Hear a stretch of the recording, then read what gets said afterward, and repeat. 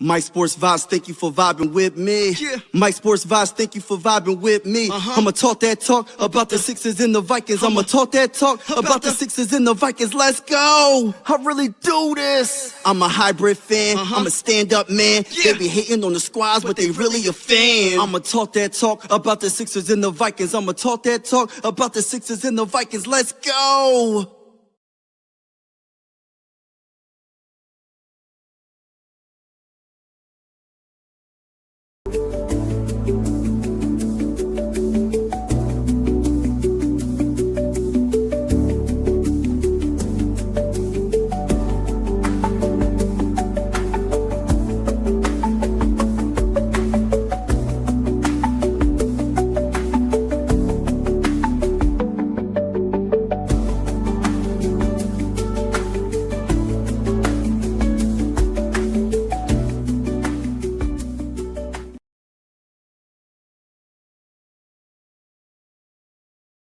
Let's go. Hey, listen, it's a little dark in here. Hold on. Why is it so dark? Why is it so dark? Hopefully y'all can see me. Hold on. Let me put this light a little better. Hold on now. Hold on now. Hold on.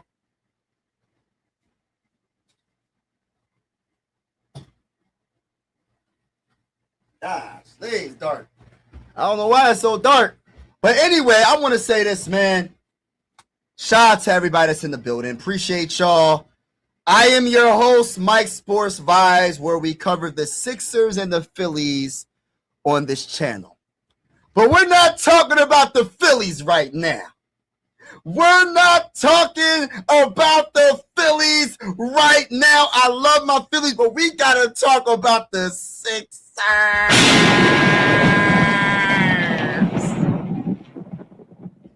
We got to talk about the Sixers, ladies and gentlemen.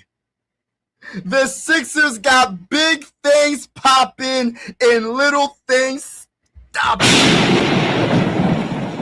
Like T.I. said, the Sixers got big things popping and little things, you know what it is. And I got to give a big shout out to our GM. I'm going to call him Big Mike. That's his first name's Mike, right? Big Mike, that's what I'm gonna call him. Big Mike got LeBron James to Philadelphia, baby. He got Jalen Brown to Philadelphia, baby. Let's go, Sixers!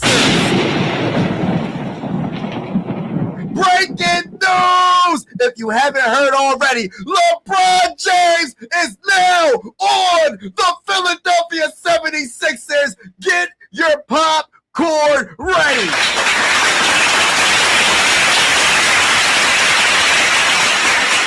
LeBron James signs a 2-year, $8 million veteran minimum contract with the Philadelphia 76ers. And for all the ones that said, Mike, you don't know what you're talking about. LeBron would never come to Philly. Why would he come to the Sixers? You don't know nothing about basketball. Why would he come to the Sixers? Why?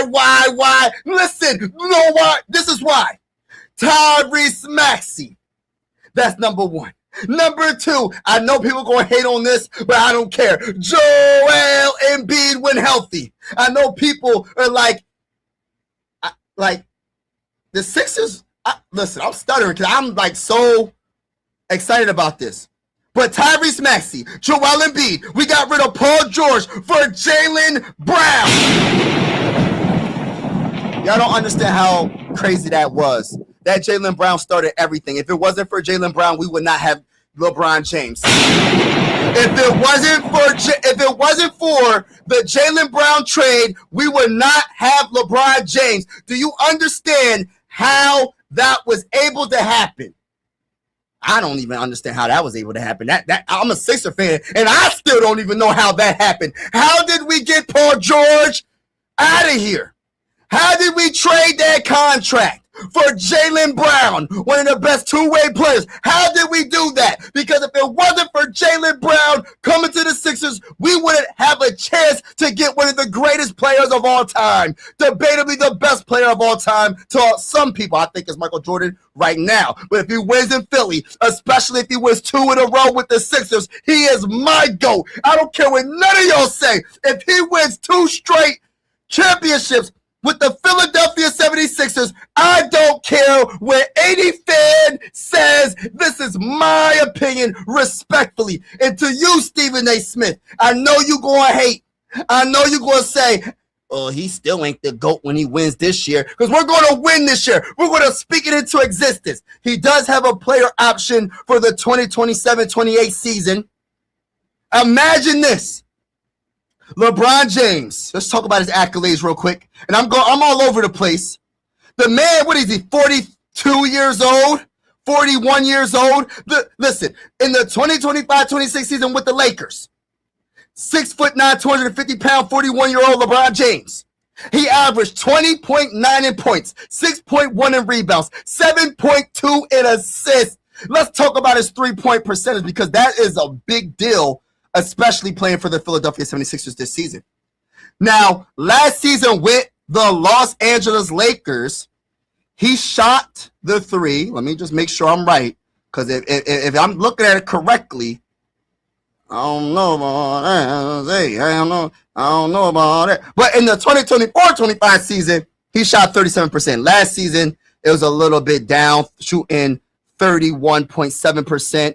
But I know he'll be a lot better with the Sixers. It is what it is. I don't care what he did with the Lakers. And honestly speaking, this goes further back, right? Because I wanted LeBron James to come to the Sixers before he went to the Lakers. He shouldn't even have signed with the Lakers in the 2018-2019 season. He should have signed with the Sixers. Why would you sign with the Lakers when you could sign with the Sixers? You know what I'm saying?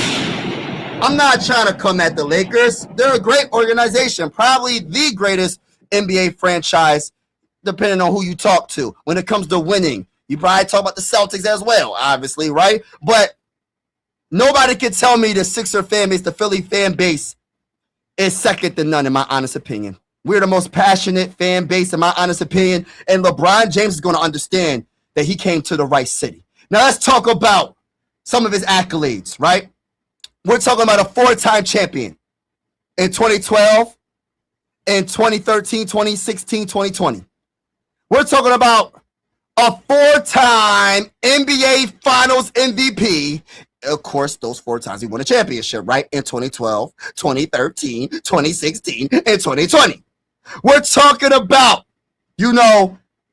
most valuable player, meaning MVP.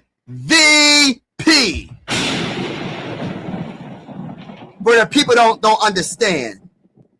We're talking about the most valuable player four times in 2009, 2010, 2012, and 2013. Wow. Goodness gracious. All right, of course, Rookie of the Year. Three-time NBA All-Star Game MVP in 2006, 2008, 2018. We don't really talk about that All-Stars. We don't really care about that. All right, 21st All-NBA selection. 13-time first team. 3-time second team, and 5-time third team. We're talking about 6-time NBA All-Defensive Selection, 5-time first team, and 1-time second team. Listen, man, 3-time Olympic medal, 2-time gold medal in 2008, in 2012 in London, and in 2024 in Paris. Olympic MVP in 2024 Paris. It's just amazing, man. It's just amazing, his career, and that's just some of his accolades, right? He has accomplished so much. I'm going to get to the comments very shortly. Let me look at the comments. Shout out to AJ. Shout out to Shane. Shout out to Chris for real. Shout out to my guy Teacher. Shout out to Ryan. Shout out to everybody in the building, man. Yeah, I spoke that issue to existence. You got to. This is the thing, right? We got to start speaking things into existence, man. I don't care what nobody says. I don't care. This goes for anybody, anything in life. I don't care what nobody says about you. Oh, you can't do something. You can't do that. You're not going to accomplish it. Man, forget what they saying and go do it, bro. Anything is possible, bro. Anything is possible. When it comes down to sports, I understand a lot of things ain't realistic, but guess what? Anything is possible. Nobody would have thought Luka would have got traded from the Mavericks to the Lakers. Nobody would have thought we would have got rid of Paul George's contract and on top of that get Jaylen Brown. Nobody would have thought that LeBron James would be signing with the Sixers in his 24th season playing in the NBA. Like, come on. No, it's not. Respectfully, I disagree. I think this is a great move. It makes me feel so bad at the rest of the Jazz because they could have done better without LeBron. Now we're cooked. LeBron going to make bruh. I don't agree. Nah, man, I don't agree with that. LeBron James wants to win in Philly. Let's go, baby. I'm happy he chose Philly, bro. I'm happy he chose Philly. By the way, everybody that's in the building, hit the like button, hit the like button, hit the like button. Make sure you hit the like button if you haven't already. Make sure you hit the like button if you haven't already. And also hit the subscribe button. We will be going live for Sixer games this season. I'm just simply a fan of this team. I love the Sixers. I love basketball. Basketball, honestly, is my favorite sport. And I love the fact that we signed debatably the GOAT. We'll see by the end of his career. His career's not over yet. So I'm not saying he's the GOAT yet, but his career's not over, right? All right, when it comes down to it, right? LeBron, I believe he tweeted on X. He said, I believe I can help make the Philadelphia 76ers a championship team. And I am excited to energize a new fan base and start this incredible journey one last time. James wrote on X. This is my last decision. I'm not going for money. I'm not going for family. I still want to compete. Oh my gosh! Do y'all understand how powerful this message is? Do y'all understand how powerful this message is? Right? He said, I still want to compete, to win, and to have a chance at the feeling of winning another championship. So that means that he feels like the Sixers have the best roster to win a championship. He could have probably went with the Spurs. I don't know if the Spurs wanted him. They could have went to another team. He could have went to the Miami Heat with Bam and Giannis. He could have went to what's another team that was interested? To the Timberwolves. You know what I mean? Who wouldn't want to play with LaMelo Ball and Ant-Man? He could have went with the what's another team in the East? With the Cavs going back home. He could have went. What's another team in the East that he was talking about? I think those were the top teams, honestly. The Cavs, the Sixers. Oh, the Warriors was another team with Steph Curry. But I thought that the Sixers would be the team that he would pick. Not just because of Tyrese Maxey. I think it really was Jaylen Brown that made him really pivot his decision, because if it wasn't for Jaylen Brown, I think he would have went back to the Cavs. That's my honest opinion. I think he would have went back to the Cavs. The Jaylen Brown move was the best move in Sixer history. And let me tell you why. I'm not saying that Jaylen Brown's the best player in Sixer history. He could be one of the best eventually, maybe, depending on what he does with the Sixers. But think of it like this. And I'm not saying LeBron is in his prime where he's 30, where he's in his early 30s or early 20s or mid 20s or whatever, but he's still a very good player. He's still one of the best players in the game. He's still a top 15 player in the NBA right now. So I just wanted to put that out there. But when you talk about getting rid of a contract of Paul George and getting a Jaylen Brown, when you talk about not only you get a Jaylen Brown, right? You get off of that bad contract of Paul George, and you make LeBron James pivot his original decision, because his decision was not the Sixers before the Jaylen Brown. I can almost guarantee you. Why would he want to play with respectfully speaking, with a Paul George that can't play that many games? And respectfully, I love Joel Embiid, and I hope he can stay healthy, but he hasn't been healthy. And as much as I love VJ Edgecombe, he's only in his second year. I'm not saying he's going to be he's still going to be really, really good, because he's a really good player, but he's only in his second year. And as much as I love Tyrese Maxey, I love Tyrese. He's an all-star, one of the best in the game. But I don't think he would have looked at the Sixers' way if it wasn't for the Jaylen Brown move. And I also like the Dean Wade signing. I also like the draft. LeBaron Filan. I feel like the Sixers have a roster that can compete at the highest level, meaning a true contender. Let me look up the roster right now. 76ers roster with LeBron James. Let's go. What's the Sixers roster with LeBron James? Can you believe it? Can you really believe it? All right, so hold on. Let me look. I'm trying to look at the roster. All right, so we already know what the starting five is. We already know it's going to be Tyrese Maxey, VJ Edgecombe, Jaylen Brown, LeBron James, and Joel Embiid. And then we got Simmons. Reserve. We got LeBaron Filan, reserve. We also have I like Justin Edwards. I feel like he's going to get some more opportunity, and I think he's going to look a lot better with the Sixers. We'll see if he gets any minutes.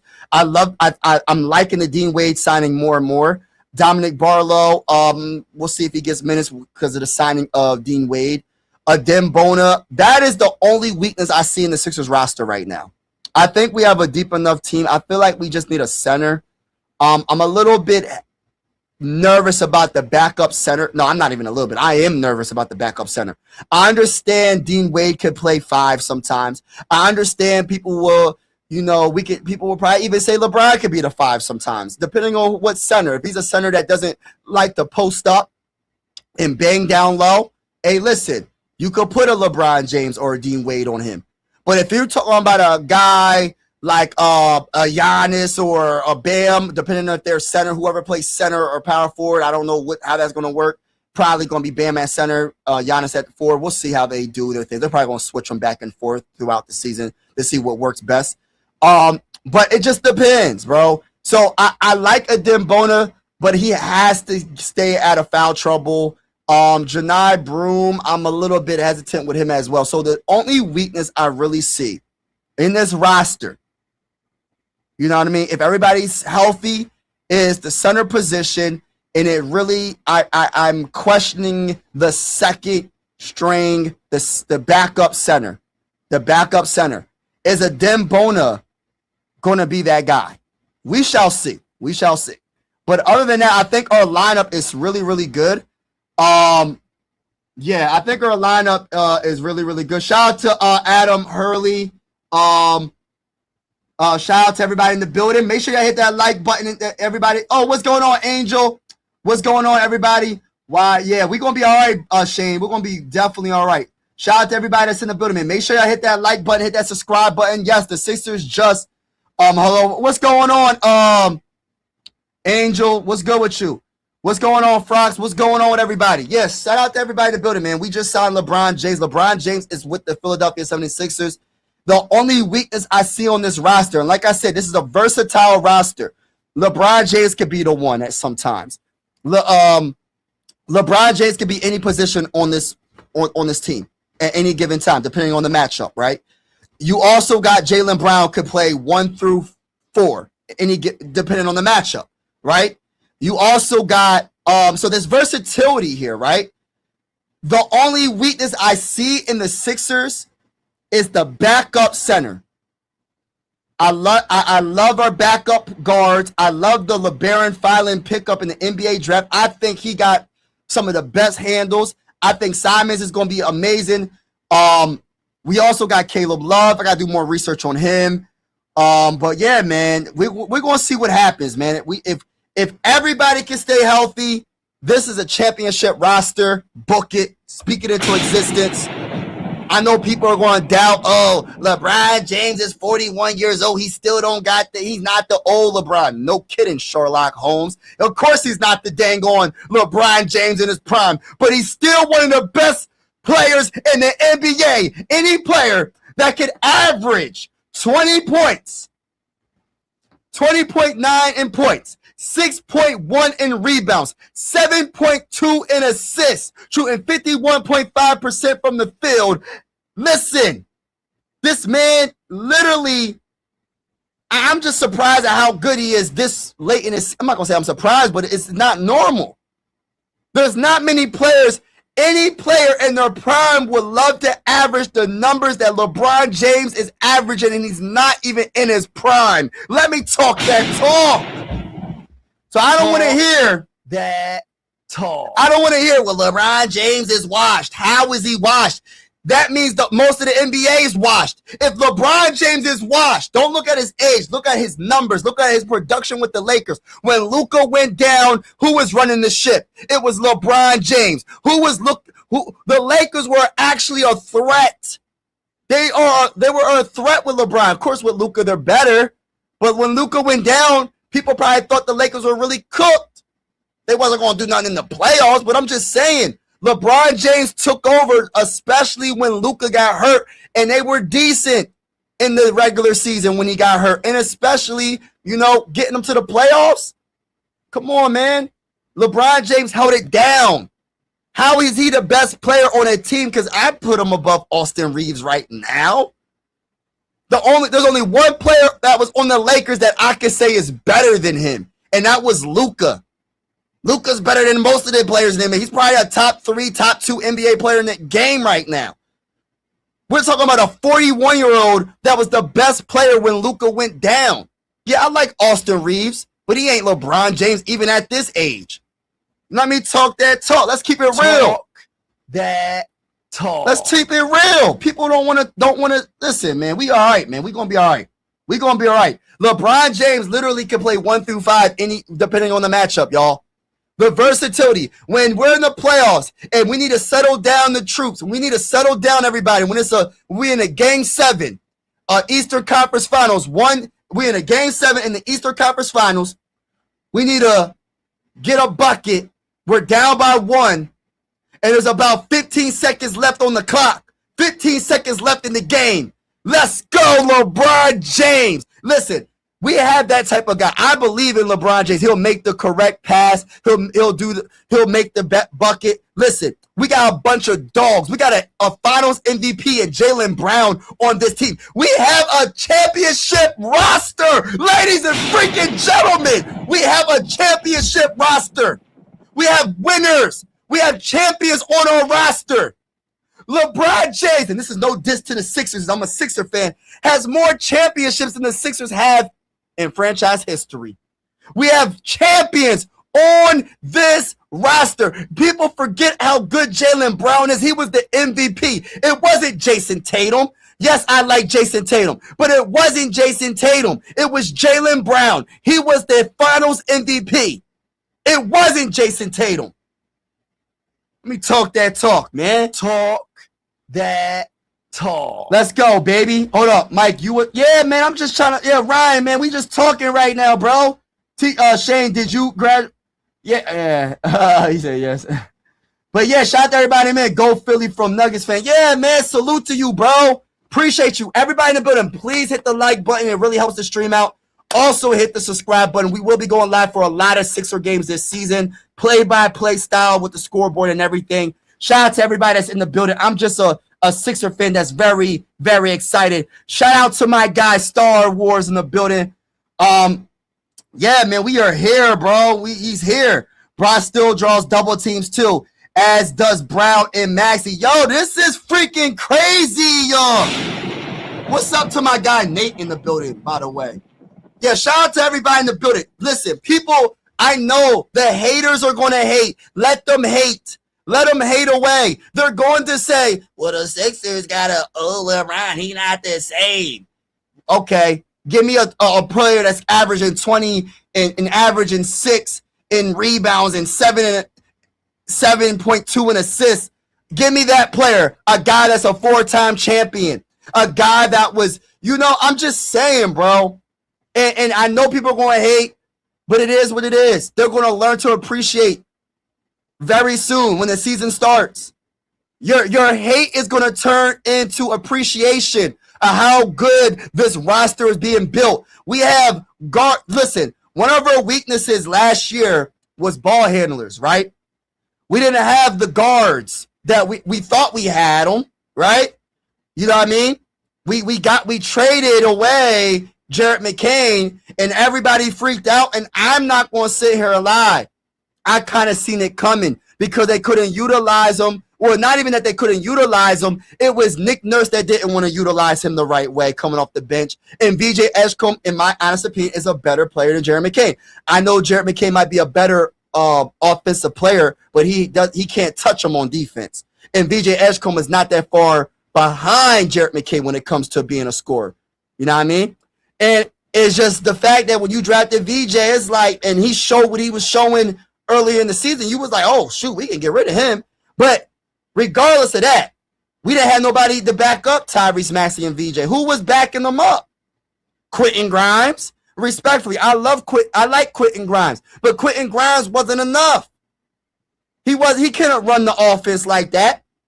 But then when you go get a Simons and you get a LeBaron Filan, shout out to my guy, teacher in the building. My guy, teachers, listen, he said, yo, LeBaron Filan, one of them guys, man, I like him even better than Jared McCain. I said, I don't know about that yet, but you might be right. What I'm watching, I know it's just Summer League. I'm not trying to overly hype Summer League, but that man he's a bucket. He got handle. He got vision. He got that dog in him. I love it. I love players that love to play defense. No, is he the best on defense? I don't know about all that, but he makes the effort. It's not just about the statistics and getting steals. Yeah, steals are part of playing defense, but it's about man-to-man. When your guy's on you trying to cross you over, can you hold that man below his averages? If you hold a player below his averages, you're doing your job. Some of the things don't show up in the box score, like steals.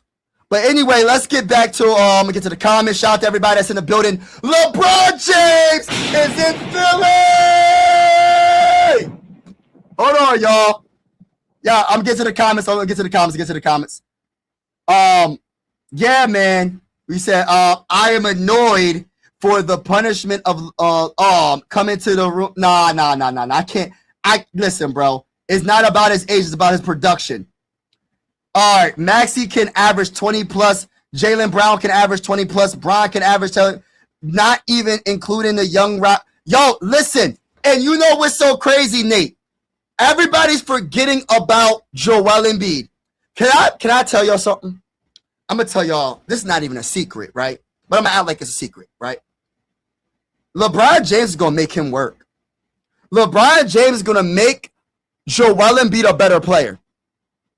LeBron James, I'm not saying Joel's going to be MVP, but he's going to have numbers like an MVP. And y'all don't listen, he going to make sure he get in shape. He going to make sure he eat right. I'm not saying he isn't eating right. I'm just saying LeBron's leadership alone is going to have that man, hey, listen, Joel, I love you a lot, but hey, listen, I don't need you at the 3-point line. Hey, listen, I can set the picks up here now. You can go down low a little bit. You can destroy teams from the mid-range and when it comes to going to the post. In the post and mid-range. I don't mind you taking mid-range jump shots, but you don't need to be setting picks for threes all like that. I'm not saying he doesn't have that, he shouldn't at all, but I want to see LeBron James shoot that midi. Like Kevin Garnett, bro. Shoot the dang old midi. Like Tim Duncan. Shoot the dang old midi and dominate in the paint. And LeBron James is going to unleash a Joel Embiid that we have never seen. We're talking about, like, I'm not saying he's going to be the MVP, Joel, but it's going to be close. And people are going to be like, oh, he got it. He got his legs up under him. He's going to be more athletic. He's going to be doing some alley-oops. Watch. I got a feeling, y'all. I got a feeling. People are forgetting about LeBron. People are forgetting about him. Who are you going to call? No, Buster calling MB, AJ down to Brown. Yeah, man, we're going to be all right, bro. Everyone finally stopped talking about McCain. Yeah, man. LeBaron made Broom look like a stud. Yeah. That's my only position group, bro, is the center. The center. It's the center position is my only if. The only question mark. And maybe Janai Broom, maybe a Dembona stepped his game up in the offseason. I don't know. But what I will say, and I know a roster cannot be perfect. Let me say that. There's no such thing as a perfect roster. You're going to have some type of flaws. If your starting five is very elite, your bench is going to be got players that are good, but then you might have a weakness somewhere else on your bench. I get it. You're not going to have a perfect roster. That's why you have superstars to cover up the deficiencies on your team so you can win a dang on championship. What's the point of having superstars on your team if they can't cover up no deficiencies? Nothing is going to be perfect. I'm just talking as a fan. I'm just talking as a fan of the Sixers. The only weakness I see, if there is a weakness on the Sixers, is the backup center position. Will it be a Dembona? Will it be Broom? Maybe so. Don't know. LeBron won everywhere he went. Exactly. I don't understand why people don't like LeBron so much. It's kind of crazy to me. It is kind of crazy. But everybody's entitled to their own opinion.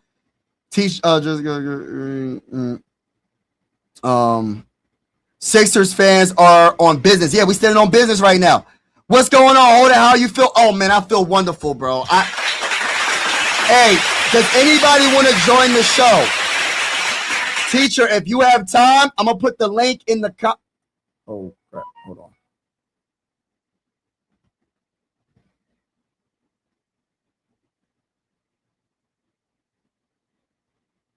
Hey, do y'all see me? Hold on. What did I just do?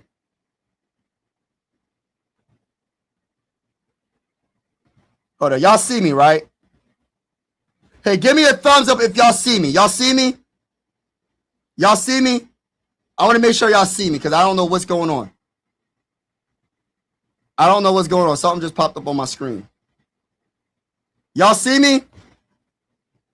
Y'all okay? Just making sure. Okay. I put the link. Shout out to Rise Opinion in the building.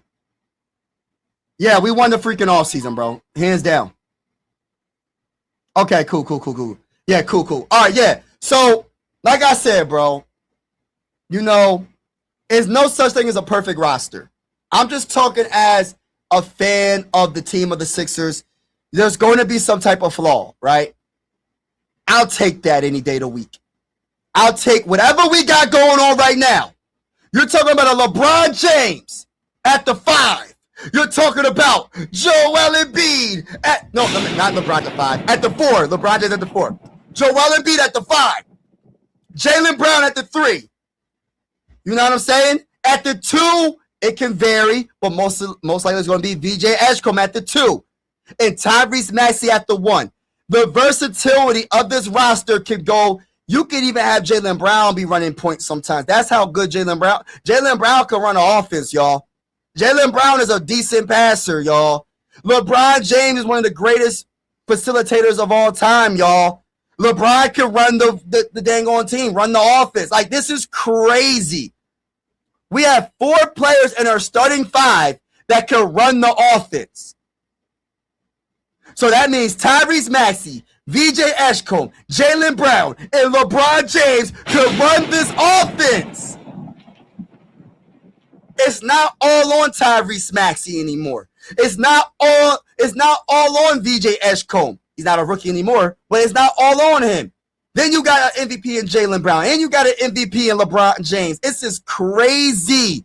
My guy LeBaron Filan, I hope he gets minutes. Simons, I hope they're going to get minutes. I can't wait to see him. I can't wait to see what Dean Wade is going to do. I can't wait to see if Justin Edwards gets any minutes. I think he will. Justin Edwards, what he going to do? Ain't no excuses, Justin Edwards. You got all these stars. Listen, you're going to be wide open.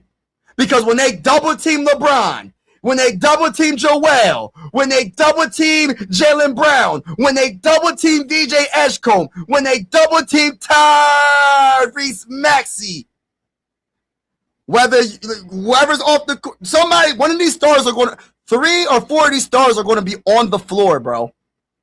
So you should be wide open. And even if you're not wide open, the best defender, and I say this respectfully, will not be on you, Justin Edwards. That goes for everybody that's not in the starting 5. Simons, the best player is not going to be on you. The best defender, I mean, on the opposing team.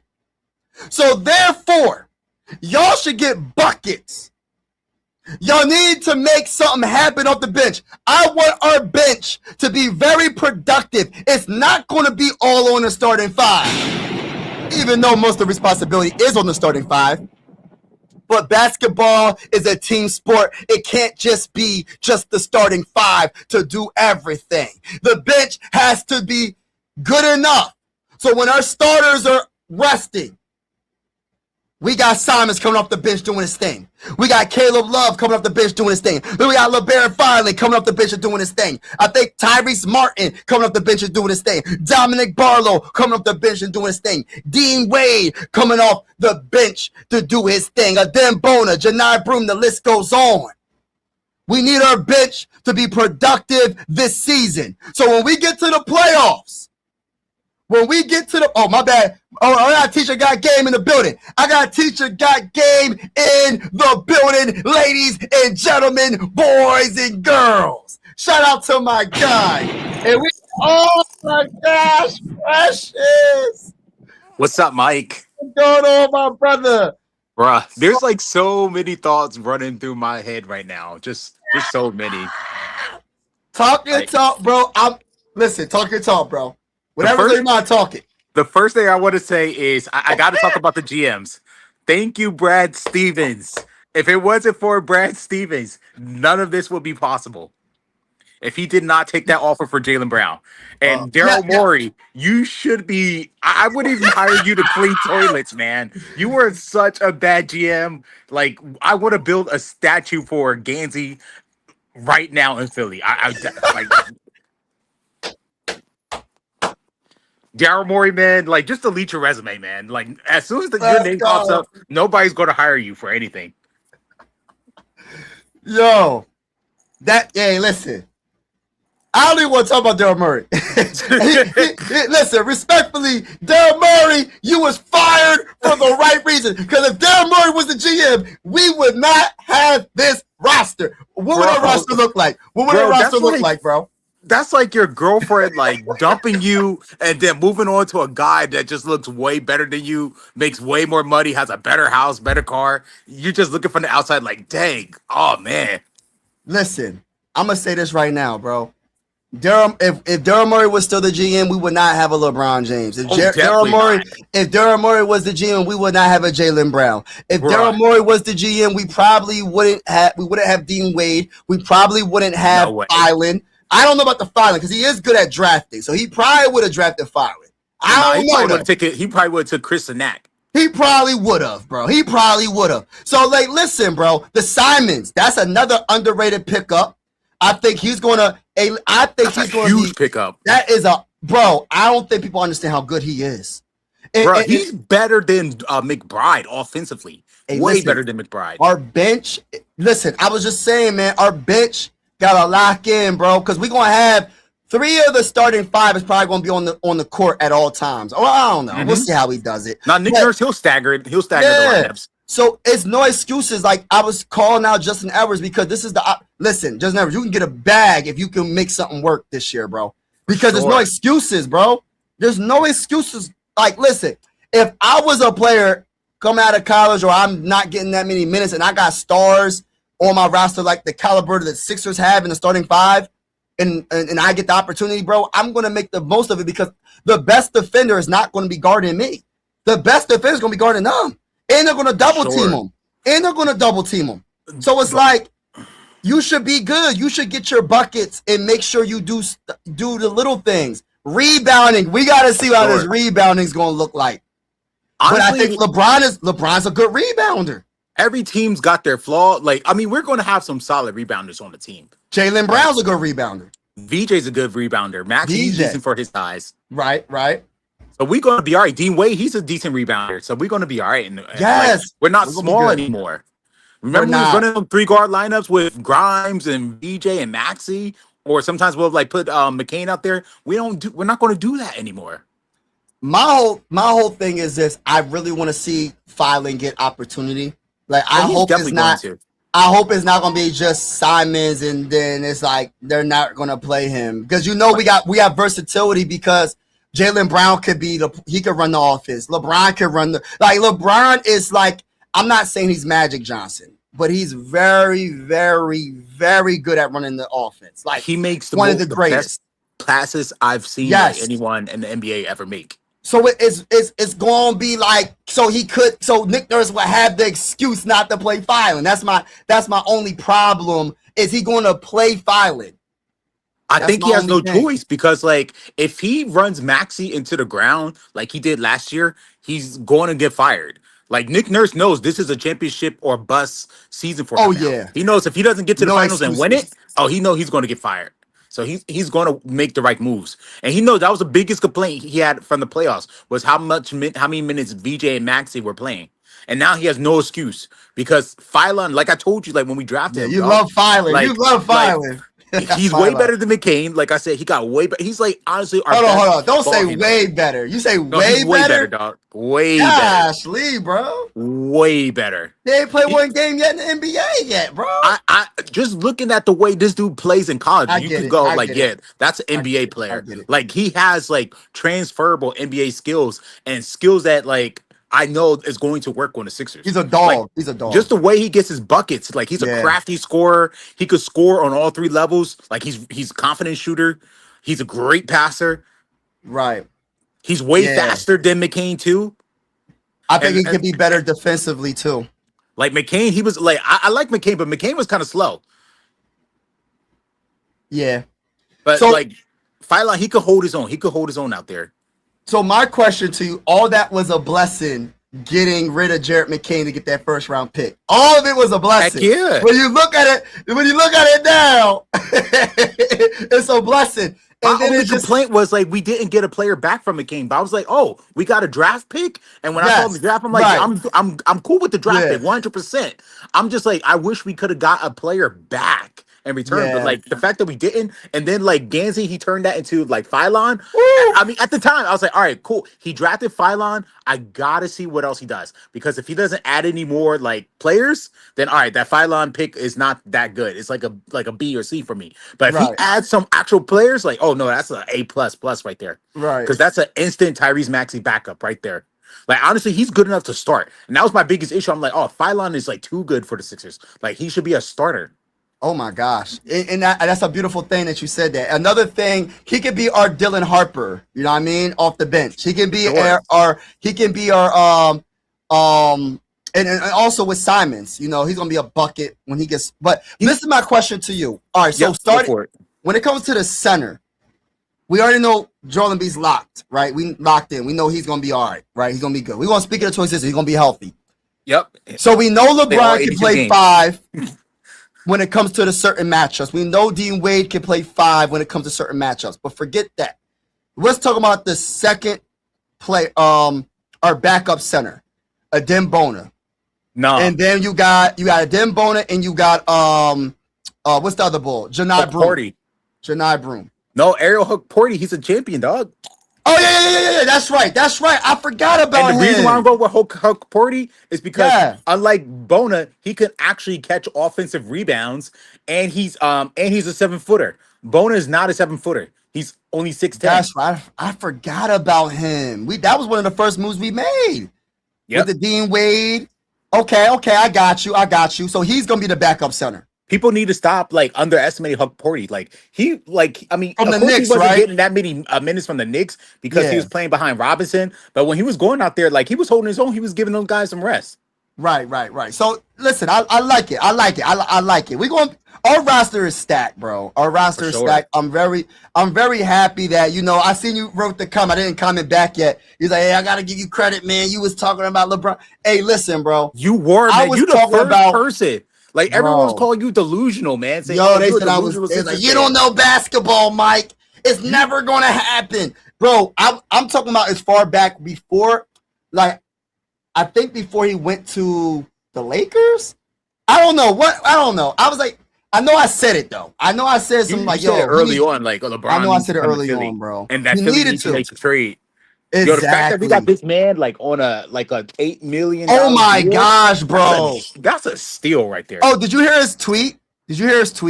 I did, but you can Yeah. go ahead and reiterate it. Yeah. All right, so let me look, make sure I can find it real quick. All right, so he said, hold up. Where is it? Where is it at? Where the heck is this tweet? All right, yeah, I believe. All right, he was like, I believe I can help make the Philadelphia 76ers a championship team.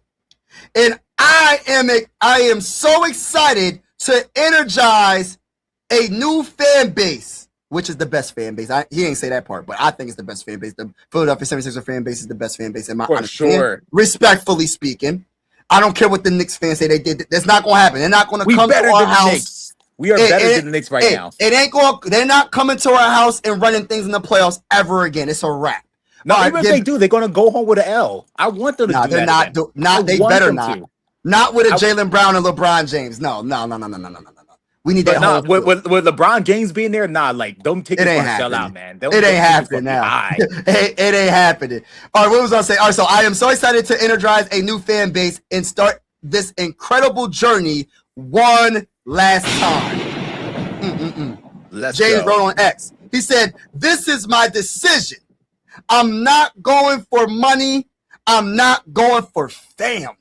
I still want to compete, to win, and to have a chance at the feeling of winning another championship." He said, and family, I quote, LeBron James said those words. For sure. What you say, bro? I said, he said to his family, like, y'all can stay in Cali. I'm going to go to Philly and get this ring.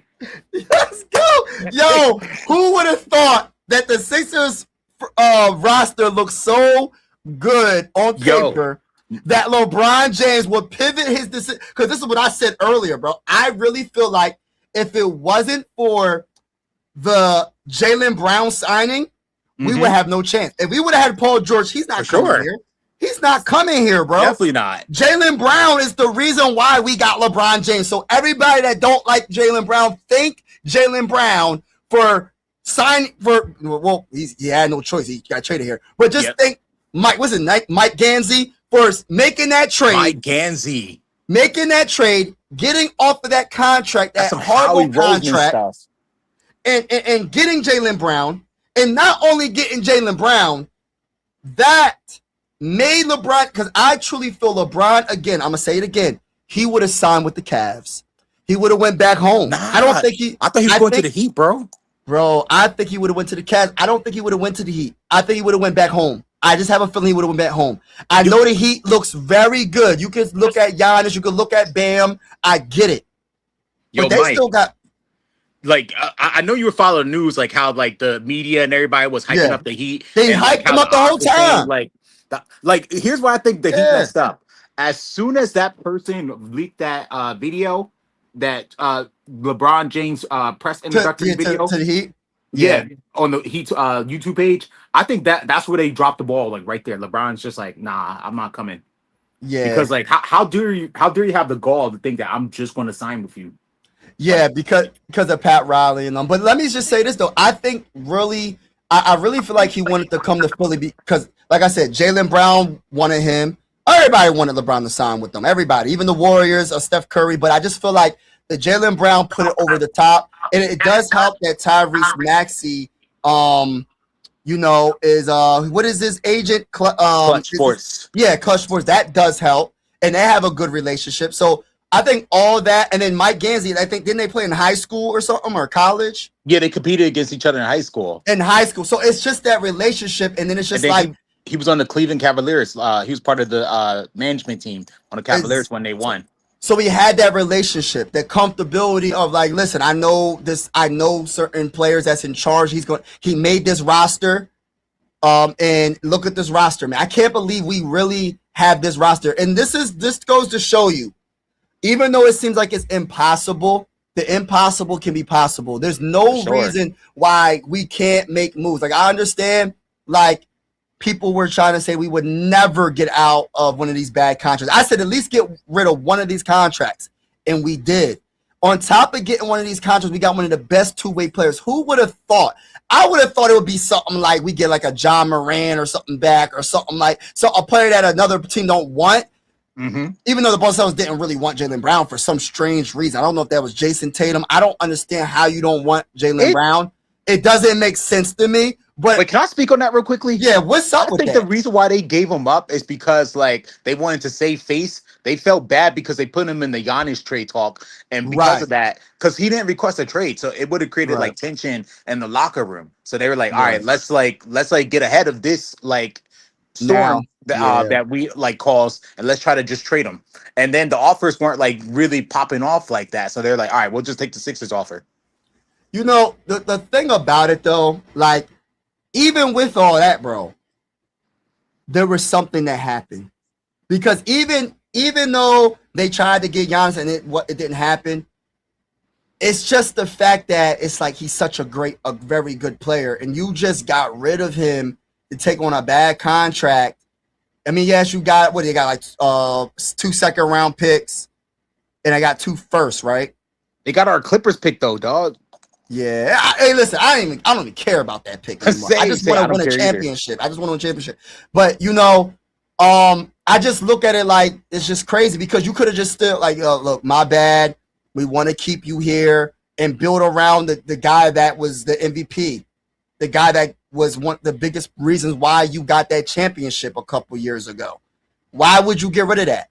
I think it's something deeper that we don't know. That I'm not saying Jason Tatum was for it, but I don't think he was against trading him, because if you were supposedly the best player on the team, even though I think it's Jaylen Brown, if you're supposedly the best player on the team, Jason Tatum I'm talking about, you would say, do not get rid of Jaylen Brown. Don't do it. Build around him. But they didn't. So I think it was something that happened, bro. Yeah, I don't know, man. Between the two, do you think Jason Tatum is a better player than Jaylen Brown, in your opinion? I don't think Jaylen. I think Jason Tatum is a heck of a player. I love his game. The difference is Jason Tatum don't got the dog when it comes to just like I think it was, who was it? I forgot what player it was, but they were talking about Jason Tatum is like unguardable. The problem is that's not he true. doesn't.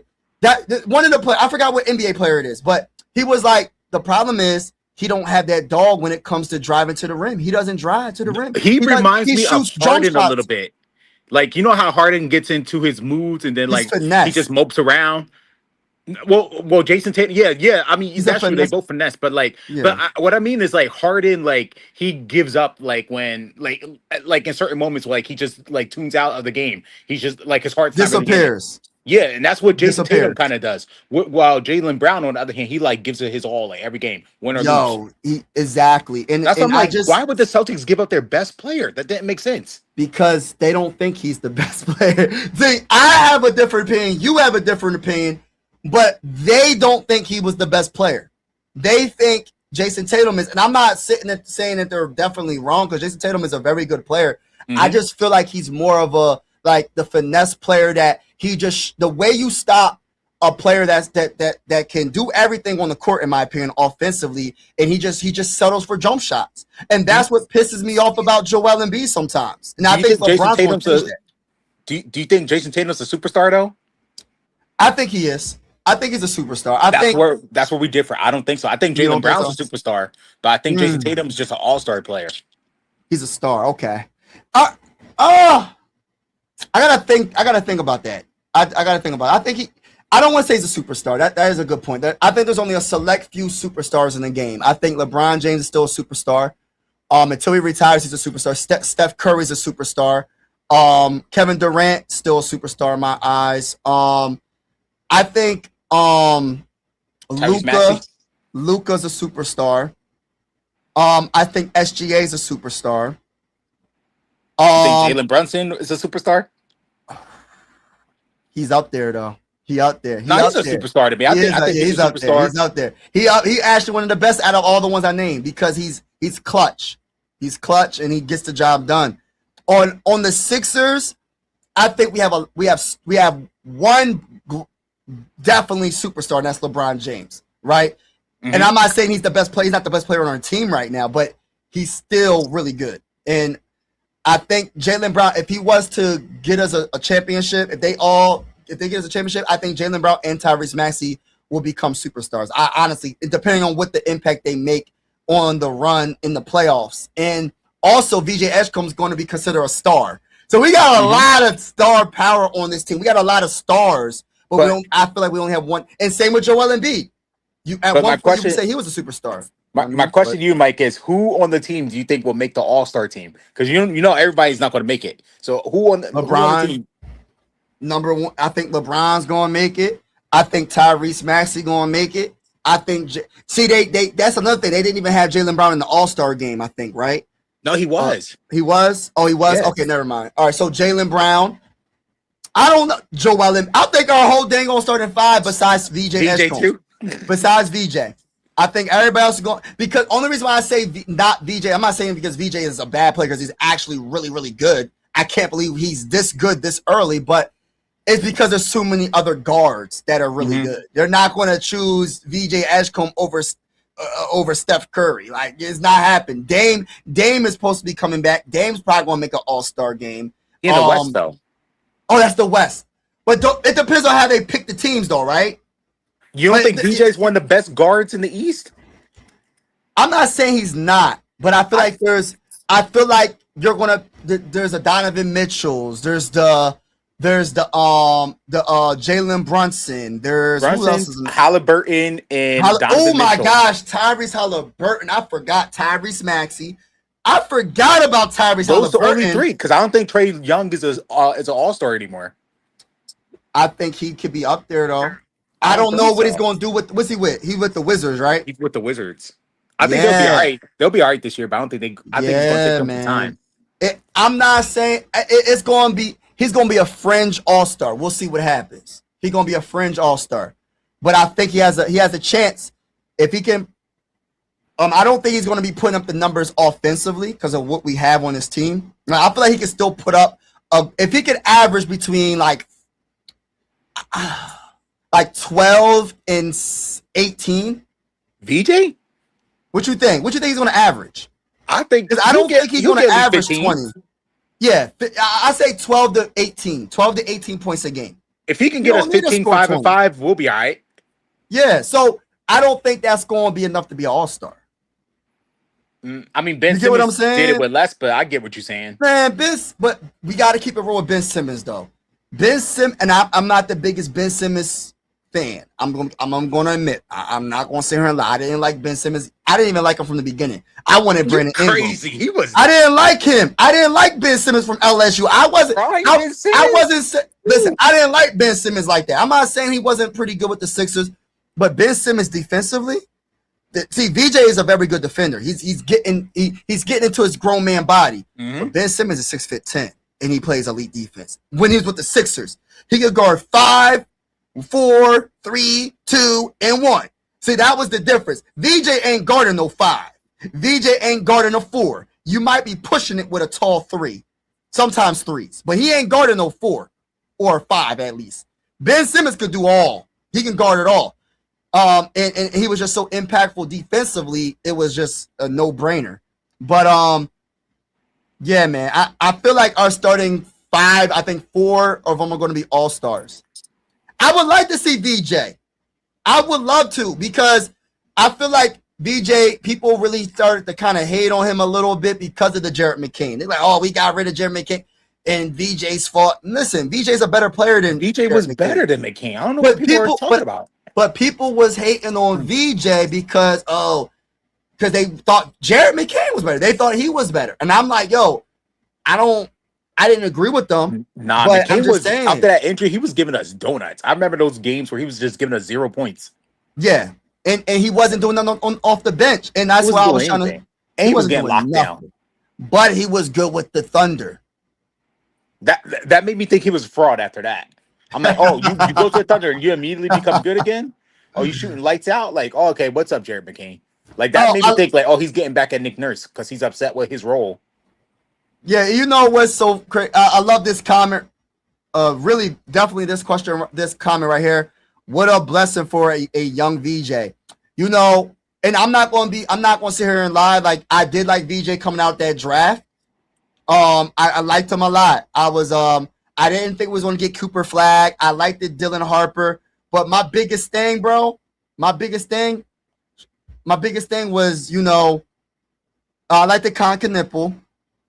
My biggest thing was, all right, you know, Ace Bailey was the popular pick. A lot of people were talking about Ace Bailey. I like the Ace Bailey, but when he was saying he didn't want to come to the Sixers, I'm like, all right, don't come to the Sixers. Don't come to the Sixers. If you don't want, listen, the one thing is, if you don't want to be a Sixer, skedaddle. Just like when Ben Simmons didn't want to be a Sixer no more, he had to go. We don't want nobody on the Sixers that don't want to be on the Sixers. Straight up. We don't want anybody on this team. If you don't want to be on the Sixers, We don't want you to mess up the vibe. Like Kendrick Lamar said, I'm gonna keep it PG. Yeah, it's a new Please culture don't kill now. my vibe. Please don't kill my vibe. Don't kill the vibe. Think about it, Mike. We Skedaddle. got a new culture, like in one A year's new time. culture. A winning culture because we A got winning champions culture. on this roster, bro. Championship pedigree now. We got two, bro. Can you believe it, bro? We got two players in our starting five, not off the bench, not a guy that was a bench warmer that was on a championship team. We're talking about we got two players in the starting five that got a championship or championships, bro. And We got finals two of them. MVPs at that. And their Finals MVPs. Jalen, I don't know why people were sleeping on Jalen Brown. Listen, bro.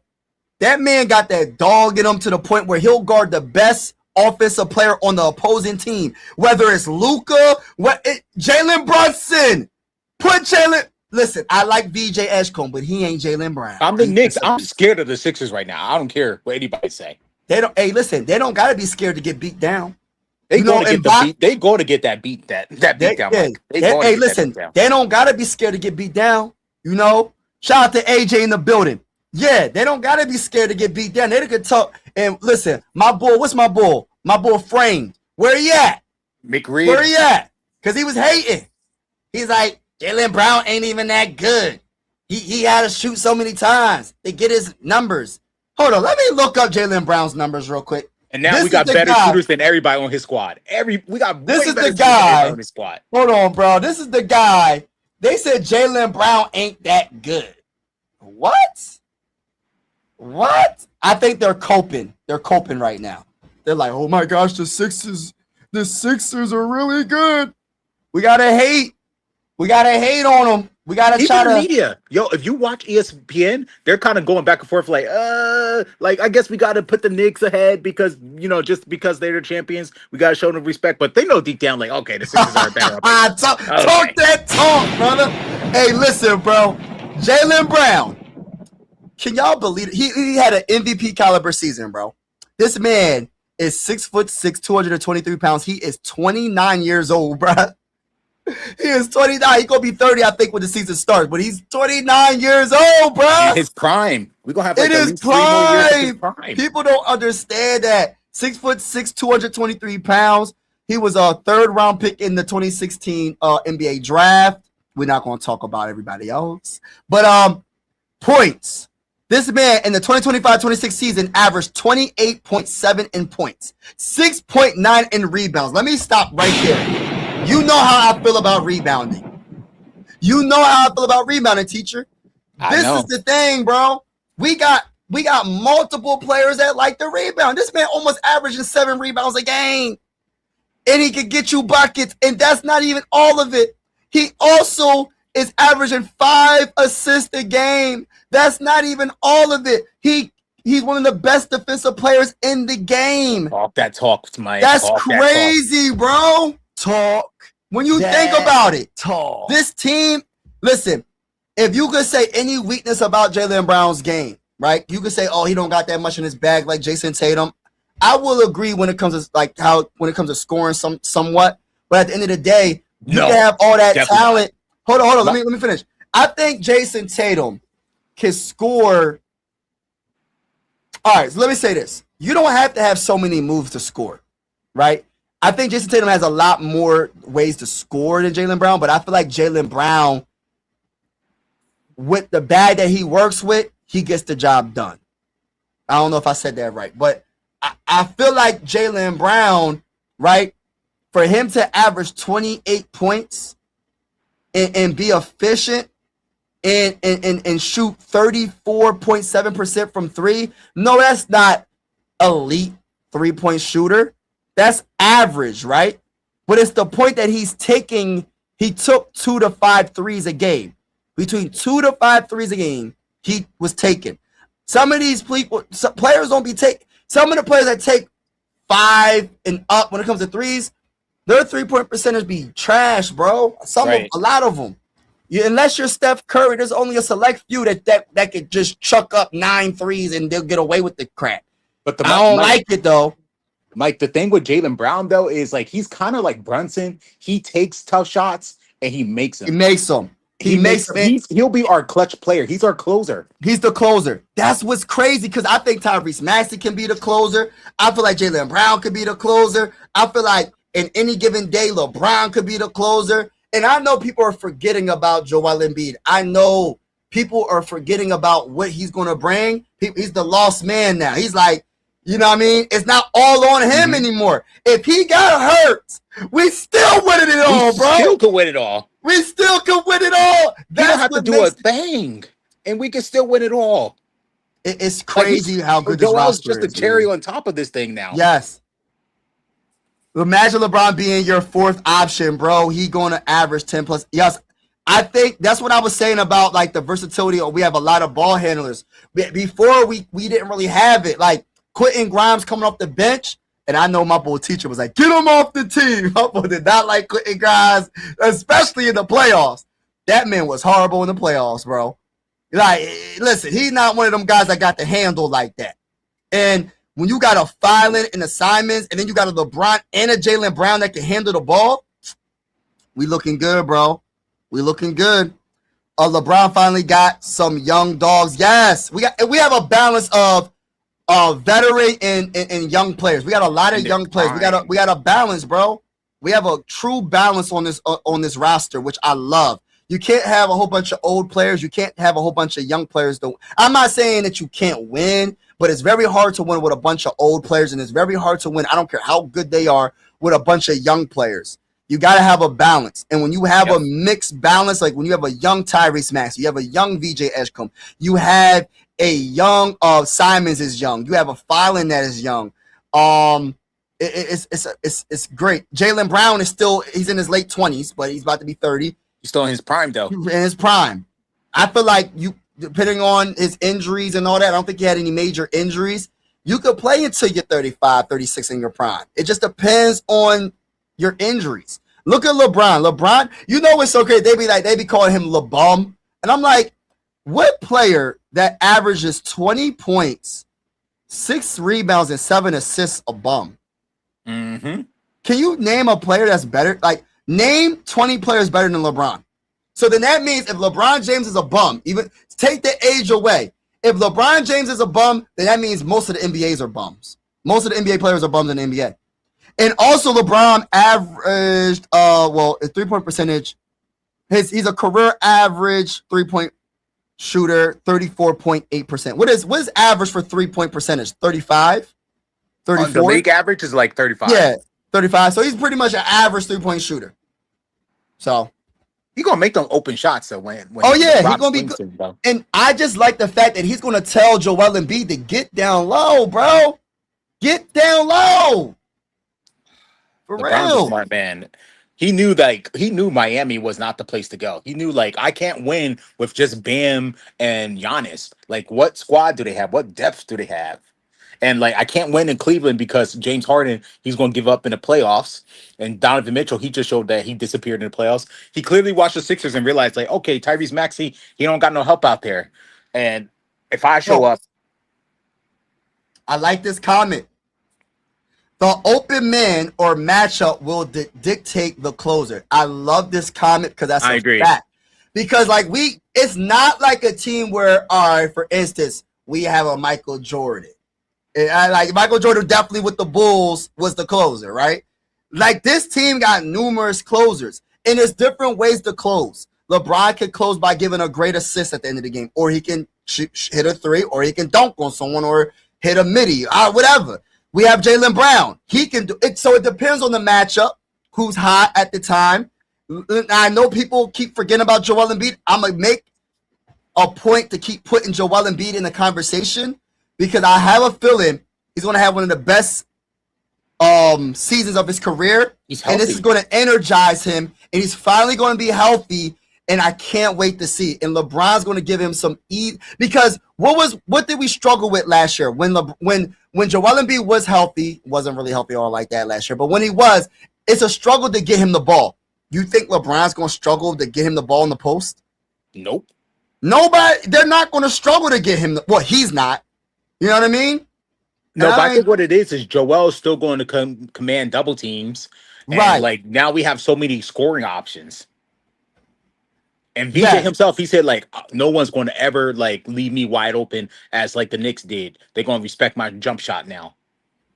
So I know that man. He's going to come in shooting like a 40 clip. right. I could watch the Sixers there. Yeah, I know. Hey, listen, I'm so happy, and I had a feeling like I had to. I've been wrong for years. So teacher, I've been wrong for years saying LeBron should come to the Sixers. I think he's gonna. But I had this strange feeling this time, man, and it's not even strange. Once the Jaylen Brown thing happened, I said, why would you go play for the Cavs? Respectfully, I like Mobley. I mean, unless you want to go back home, I like Mobley. Actually, Mobley's one of my favorite players. I love Mobley. I like Donovan Mitchell, the Spider. But he don't play no freaking defense at all, bro. And James Harden is done. And James Harden, if you re-sign him, I don't even know what James Harden's contract is. He don't play no freaking defense. James Harden can't guard my grandpa. My grandpa is like 80. He can't guard my grandpa. So why? Jared Allen. I like Jared Allen, but come on, bro. That's not winning you the championship. When you talk about the Knicks, he's not going to the Knicks because they just won. So he's not going to go there. So take the Knicks out of the equation. The other team in the East. What other team in the East? The Miami Heat. And like you said, when they messed up and put that they put it on YouTube and they took it off YouTube saying that he was signing with the Heat. I think that messed them up too. And he said, I'm not going to y'all. And plus, as much as I like Bam, as much as I like Giannis, it ain't better than the Sixers roster hit top to bottom. In my opinion, I think Joel Embiid, I know still got hope for Joel. He cooking Bam. He cooking them, bro. I don't care. He cooking them, frying them. He cooking them. Giannis, a little bit, it's going to go back and forth. But the one thing that the Heat don't got, who the Heat's guards? No elite guard play at all.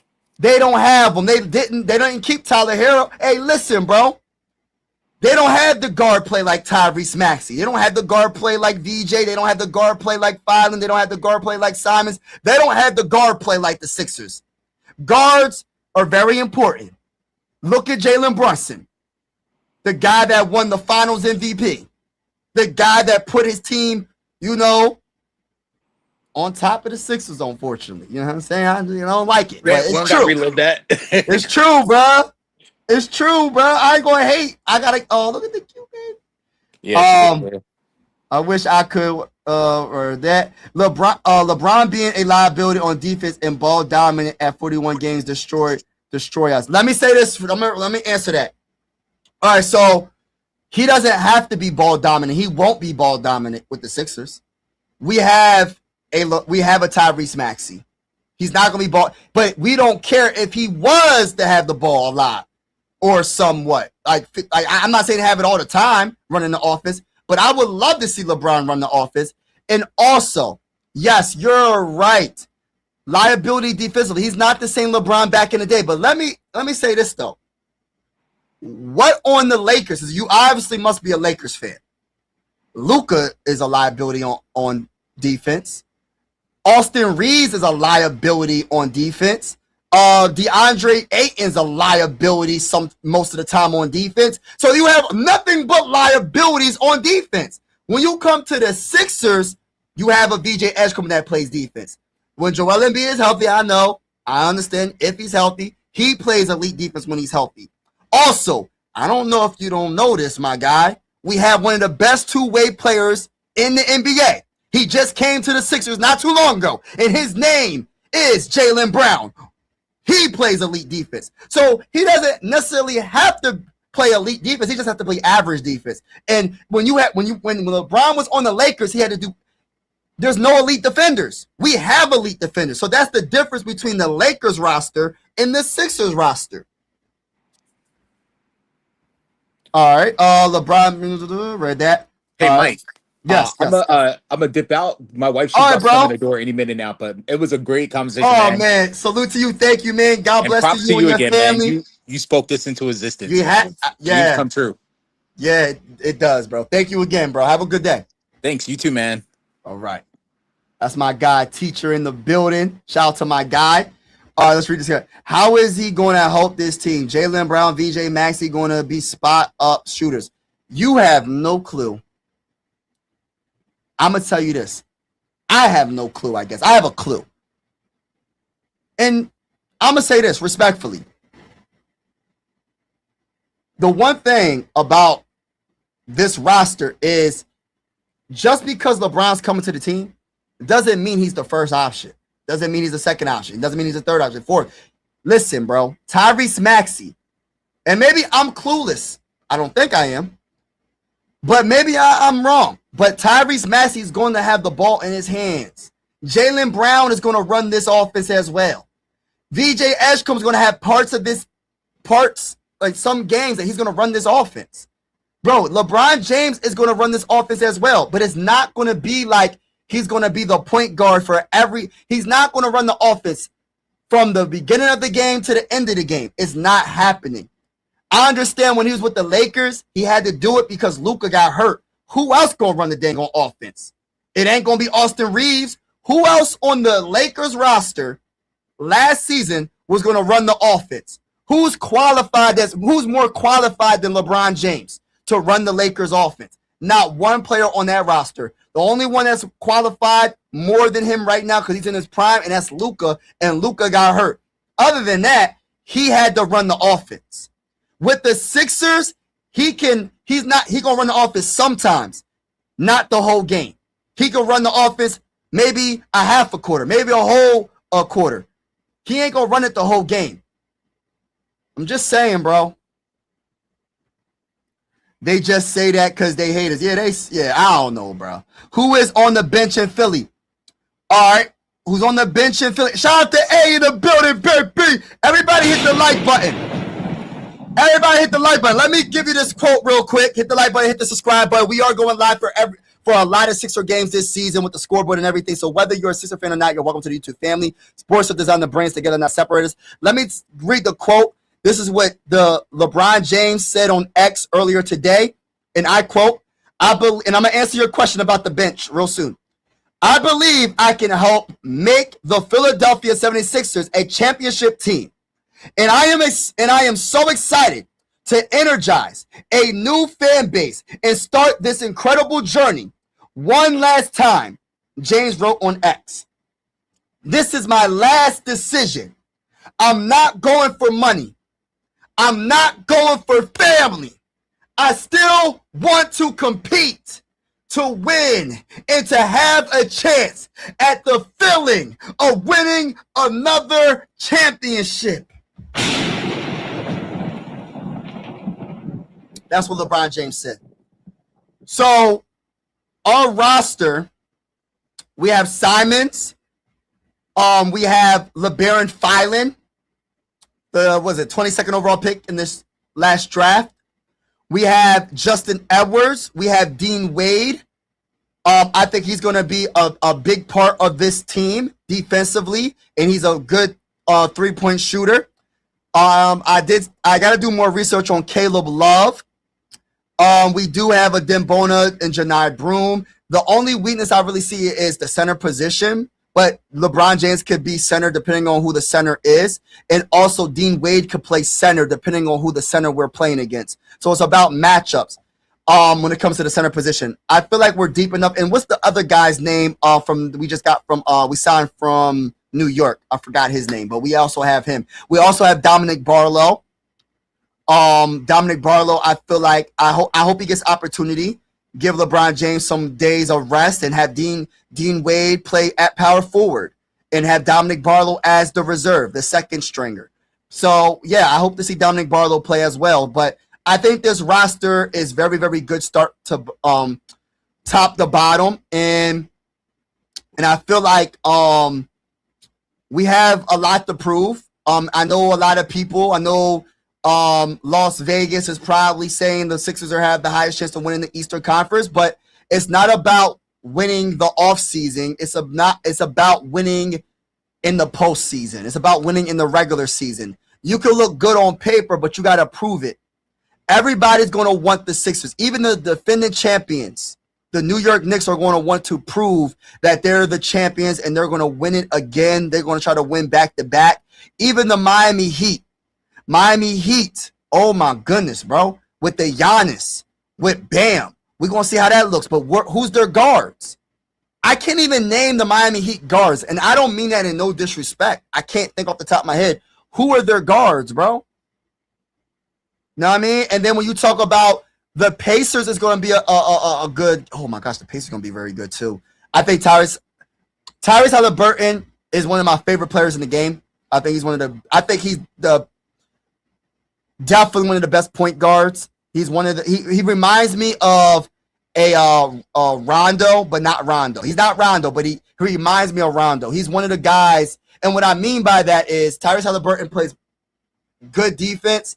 Plus, he's one of the best facilitators of the ball. And Rondo, what did he do? He played great defense. He's one of the best facilitators that we have probably ever seen, right? And on top of that, he's one of those guards that he looks to get his teammates involved before he wants to score. And that reminds me of Tyrese Halliburton. So the Eastern Conference is going to be shaken up. We're going to see what the Boston Celtics do after losing Jaylen Brown. We'll see if Jason Tatum can be the best player on that team and be an MVP caliber player. We're going to see. You don't want to forget about the Detroit Pistons. The Detroit Pistons with Cade Cunningham, and I know they drafted I think they drafted a power forward. I forgot who they drafted, but the Detroit Pistons are going to be good. So the Eastern Conference is not we're just going to run through the East and just win it all.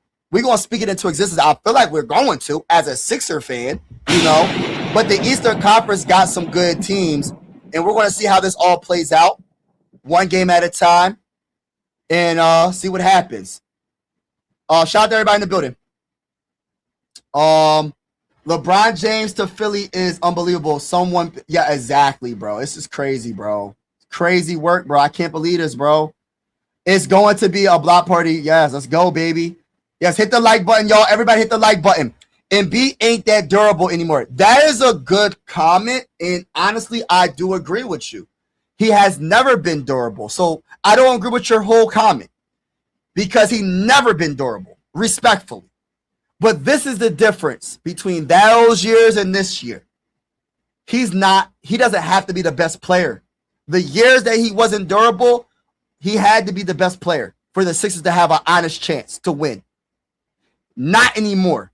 It's not back in the day Sixers where we all put all our eggs in one basket when it comes to Joel Embiid to be the MVP, Joel Embiid to put us over the mountaintop.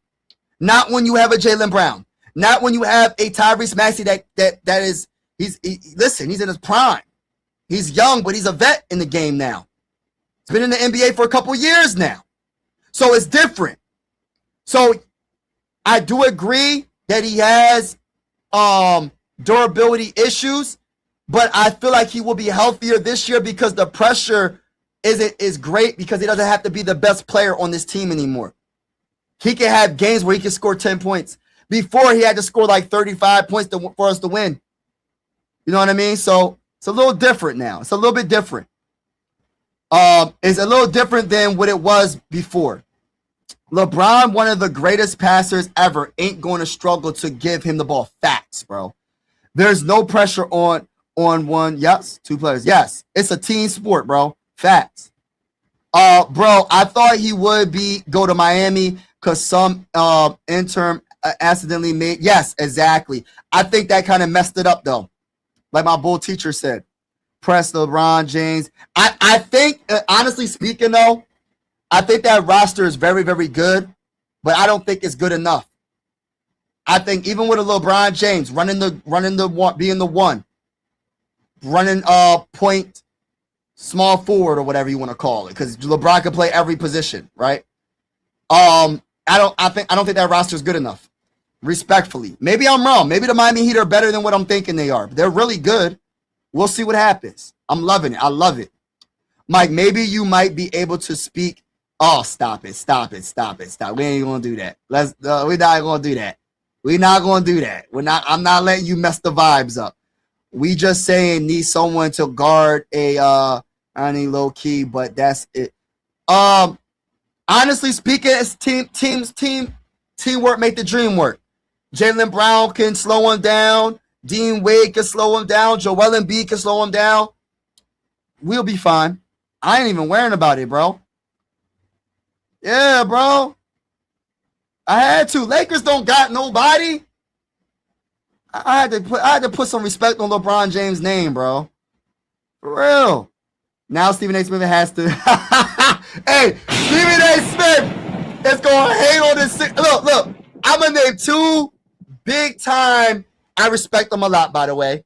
Two big timers on that used to. Well, Stephen A's on ESPN, and Skip Bayless was on ESPN. Now I don't know what he's doing now. I think it was on Fox. Skip Bayless is going to hate the Sixers, bro. Skip Bayless and Stephen A. Smith are going to cheer against the Sixers because they don't want LeBron James to win. And I don't care what none of them say. They don't want LeBron to win because they want to keep Michael Jordan number one. And I said this already to y'all. And I say this respectfully to all the LeBron James fans, and I'm a LeBron James supporter as well. Y'all know how I feel about LeBron, one of my favorite players of all time. Let me say this right now. LeBron James, you win it in Philly. Get your fifth with Philly. Hey, listen, you my GOAT. I don't care what nobody. Hey, listen, I don't care what nobody says. He's my GOAT. And if you win, and if that player option for the 25th season in his career, if he wins it again and ties Michael Jordan at 6, he's definitely my GOAT. Shout out to LeBron James. That's just my opinion, though. Respectfully to all the people that think Michael is the GOAT if LeBron wins with the Sixers. I got my boy LeBron the GOAT, bro. For real. There is a fast track to the finals. Get your popcorn ready. Let's go, baby. Are the Sixers need a good backup center and above average shooters? I think we got enough shooting, bro. I think we got enough shooting. I honestly speaking, you can never get enough. So if we get more shooters, I'm cool with that. I think Jaylen Brown's a good shooter. Is he an elite three-point shooter? I don't care for that because there's other ways you can score the ball besides shooting threes. I know you're not. I don't know if you're talking specifically about threes, but I know LeBron can make threes. We got a decent amount of players that can make threes. Tyrese Maxey, VJ. These players' percentages are going to be so much better because Jaylen Brown's on the roster. Tyrese Maxey's going to have way easier shot.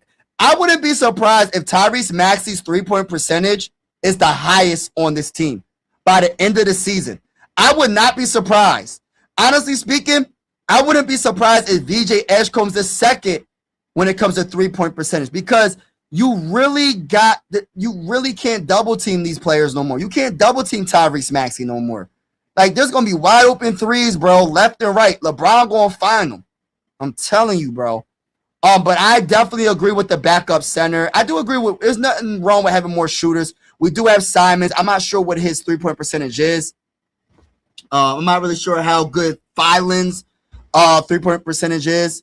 But I think because of the starting five that we have, naturally, I feel like all their percentages are going to be a lot better because they're going to have open threes, bro. They're going to have way more, and not just threes. You're going to have open middies. You're going to have driving lanes because they're going to get double teamed.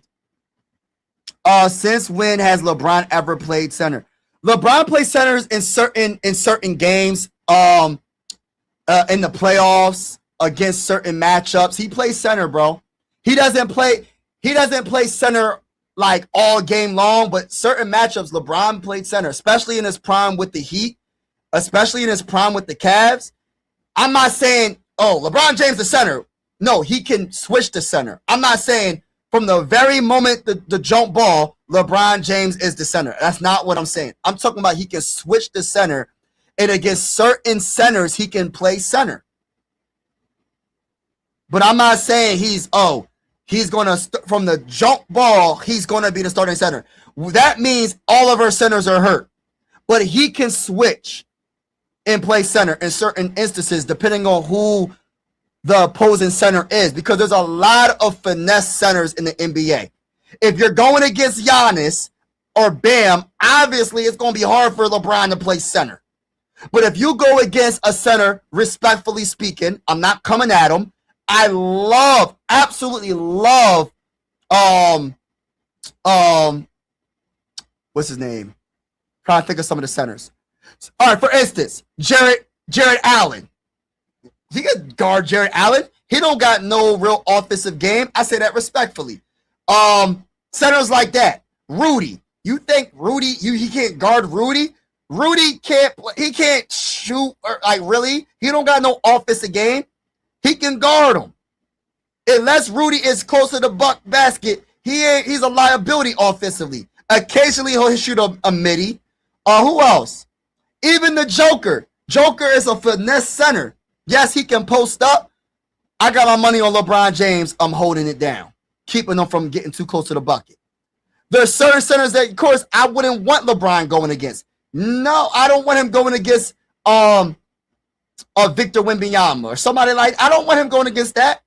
But he could probably guard Victor in certain situations, though, because Victor likes to take 9 threes.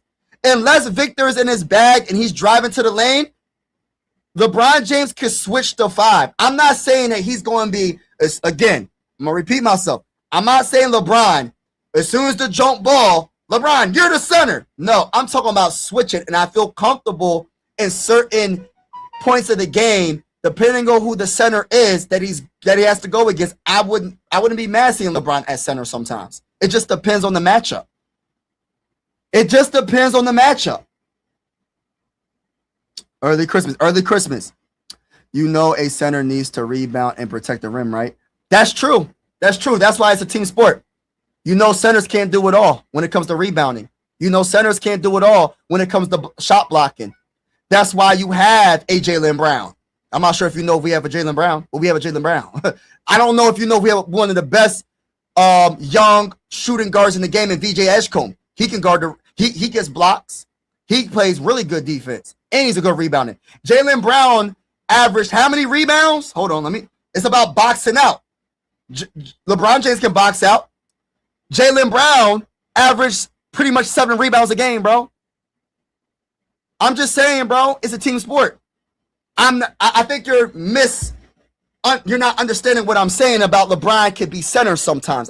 Meaning the key word, sometimes, not all time. Sometimes, not the whole time. Sometimes, not the whole time. I hope you understand what I am saying.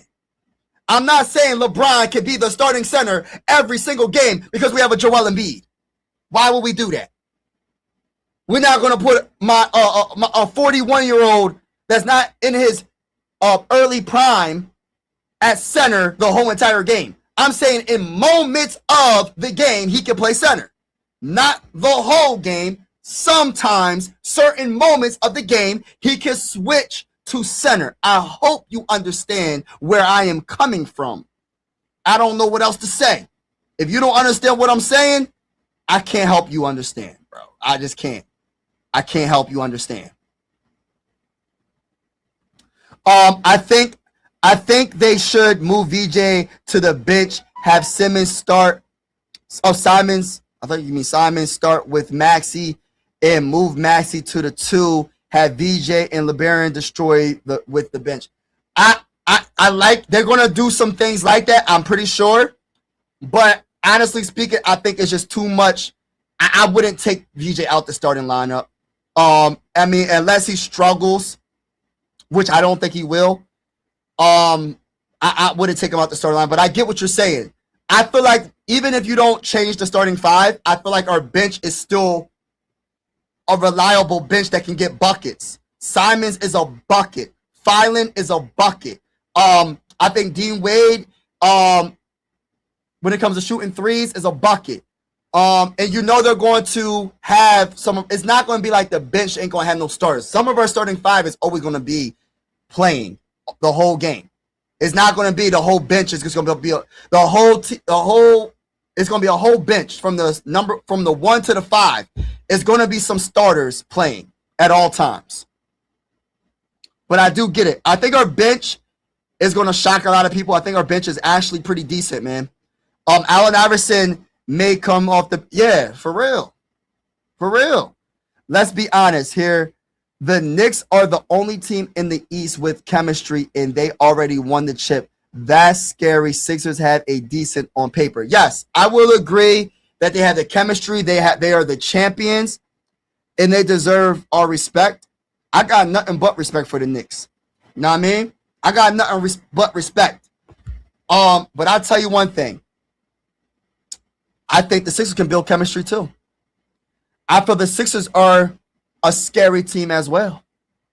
And I hope the Sixers and the Knicks go at it in the Eastern Conference Finals. Bring it on. May the best team win. Like I said, I got nothing but respect for the Knicks, man. The Knicks deserve to win that championship. I'm really, really happy specifically for Towns. Those who know, I'm a big Towns guy. I love Towns. One of my favorite players in the NBA is Towns. I'm very happy for him. Specifically him. I love Towns. Right? I think he's one of the most underrated centers in the game.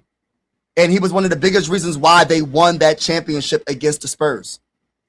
Because Victor Wembanyama did not dominate like you thought people thought he was, including myself. And Towns is super underrated defensively. And if you get the Towns that is really in his bag defensively and he can bring offense as well and get you 20 or 15 to 30 points in a game, dang. Plus with everything else they got and Anunoby and Mikal Bridges and Jalen Brunson and in their bench, it's hard to stick with, bro. I'm not gonna lie, but as much as I respect the Knicks, they're going down this season.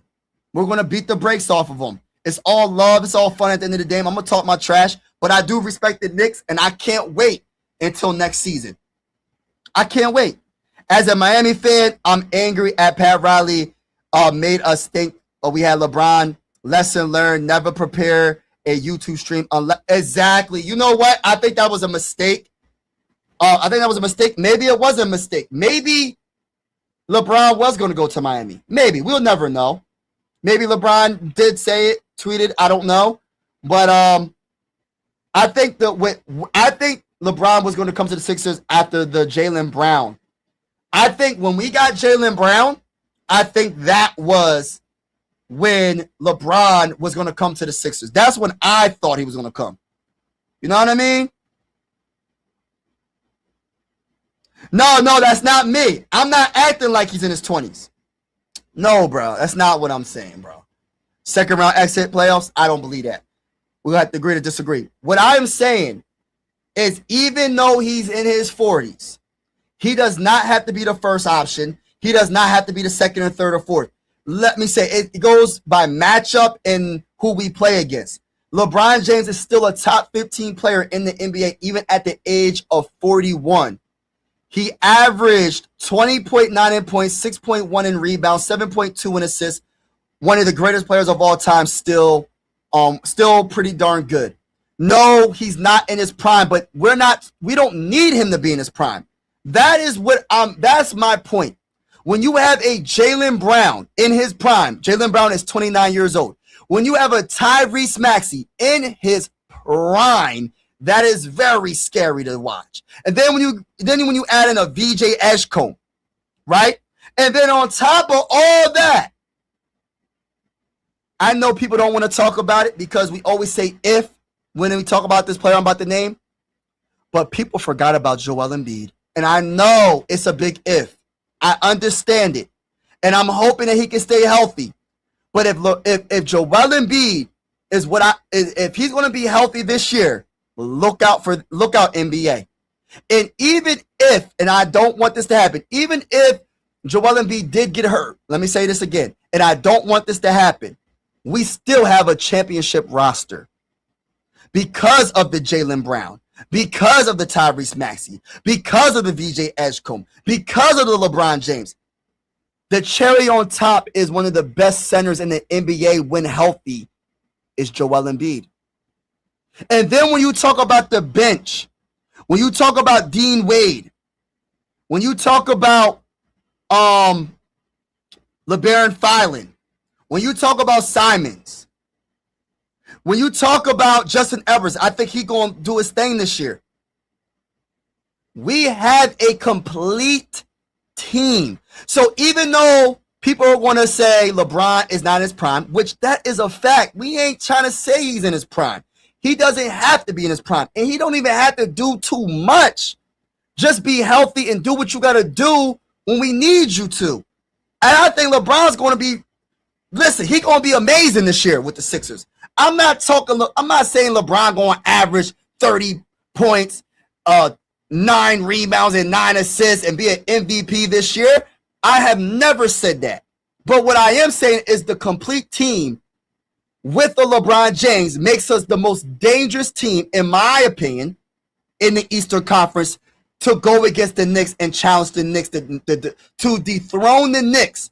The Sixers' total roster is the most dangerous to dethrone the champions, and that's the New York Knicks.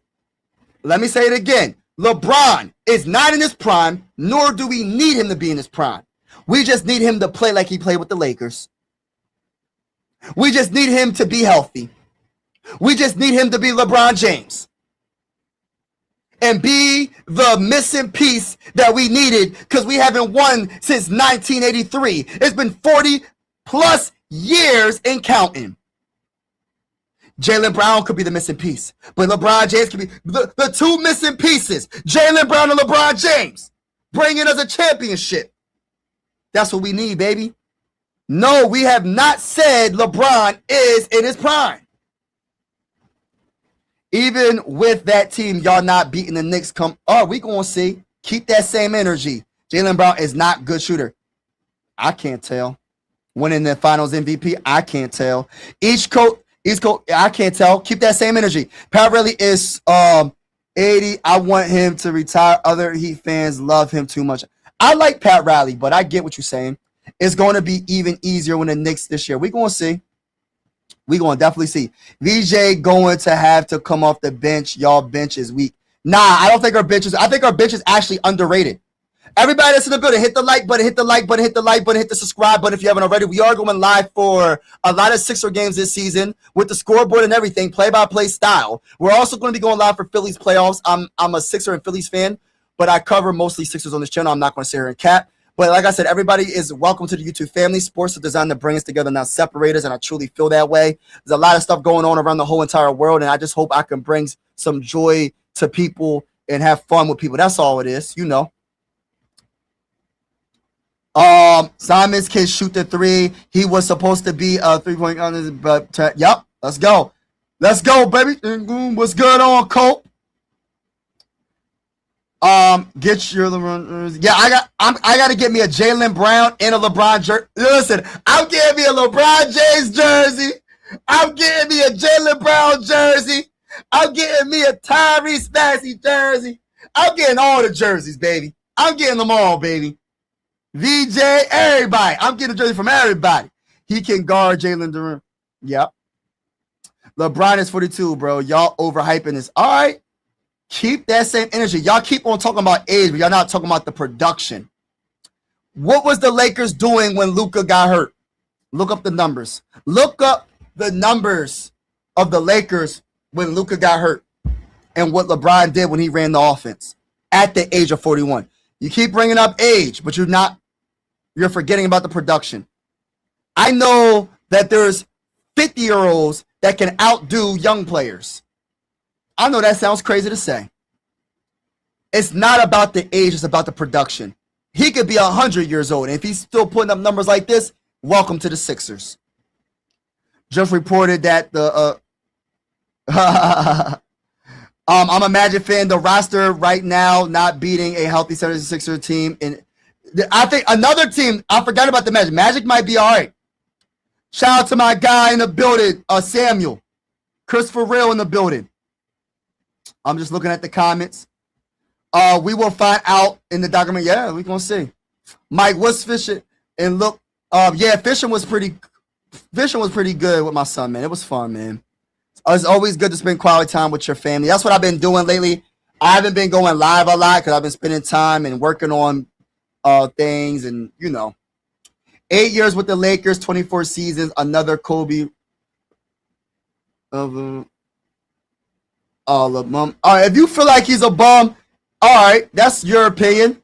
But LeBron James averaged 26 rebounds, 7 assists. If that's a bum, then you need to say most, like probably 90% of the NBA are bums then, which is not true, right? Not true at all. The haters got to cope, man. The haters got to cope. The haters got to cope. Let's see what you talking about. Let's go, baby. What's going on with you? Things of basketball, there is only one basketball. Oh, man. It is what it is, bro. We good.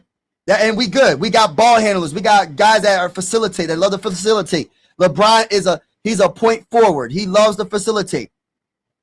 And I can't wait to go against your Knicks and beat the brakes off your team. You can say what you want about the Sixers, but we are the biggest threat to the Knicks this year, bro. The biggest threat. Y'all keep on bringing up age. Y'all really coping. Y'all coping. It don't matter about the age. He's better than 90% of the NBA. He's better than 90% of the NBA. Even at his age. He could be 100 years old. He is better than 90% of the NBA. And I'm being nice when I say 90. I'm being nice when I say 90. Can you name 20 players better than LeBron James right now? Even at the age of 41, 42 years old. Can you name 20 players that you would take over LeBron right now? I highly doubt it. I highly doubt it. Name 20 players above LeBron. Name 20 players that you're choosing LeBron. You're choosing them over LeBron. Come on, bro. It's not, y'all making it sound like we want LeBron to be in his prime. We have a complete team. He's not the number one option. Why are y'all making it seem like we got LeBron and he's supposed to be the best LeBron of his career, like when he was with the Heat or the Cavs? We want LeBron to be LeBron, and whatever he does, which is good most of the time, that's what we want him for. We don't need him to be the Heat's LeBron in his prime. We don't need him to be the Cavs LeBron. We have dogs on this team. We have a Tyrese Maxey. We have a Jaylen Brown. We have a lot of dogs. Why do y'all make it seem that since we signed LeBron, yeah, he's 42 years old. Okay. You're acting like he's the number one guy on the roster. He's not the best player on this team. Any given day he could be, though. Let me put some respect on his name. Any given day, he could be the best player on this team. But we didn't sign LeBron for him to be the best player on this team. He's just another piece to the puzzle so we can win a championship. Can I talk that talk? Let me say that again. He's another piece of the puzzle to win a championship. Can I talk that talk? Talk that talk. I don't care about that. We're not worrying about that. Hey, let me say this. For all you Knicks fans, I got respect for y'all. But y'all acting like y'all been in the finals y'all been winning finals year after year after year. Y'all won finals in like 50, 60 years. Come on now. Settle down a little bit. Y'all don't have no dynasty. Unless you win this year, y'all don't have a dynasty. Stop making it sound like, oh, since y'all won, y'all got a dynasty. We gonna see. We gonna see if you can get through the East. But don't try to make it like you're the San Antonio Spurs when the Spurs had Tim Duncan, Tony Parker, Manu Ginobili, and the guys. Y'all didn't win that many championships. So stop the cap with that. Y'all won one. Congratulations. Let's see if you can do it again. Can I talk that talk? And I'm a Sixers fan talking my talk. Let's go Sixers. Talk that talk. Think it's a game out here. Y'all think it's a game out here. Y'all think it's a game out here. Yeah, we here, baby. We have a bench. I think you don't know the team, bro. We have a bench. We can get better though, but we have a bench. We're accepting all. We accepting all the smoke. Bronny coming too. Bring him. I don't care. I can care less. Bring him. Listen, bring him. If he wants to come to the Sixers, bring him. He behind filing. He behind a couple other players though. You ain't getting no. Listen, it is what it is.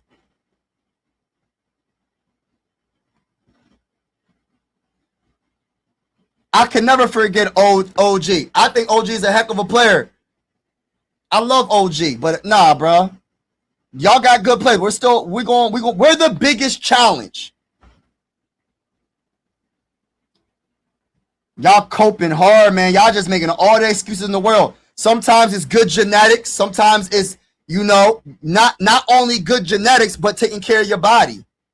Why does it have to be that? Why do you have to go to that route?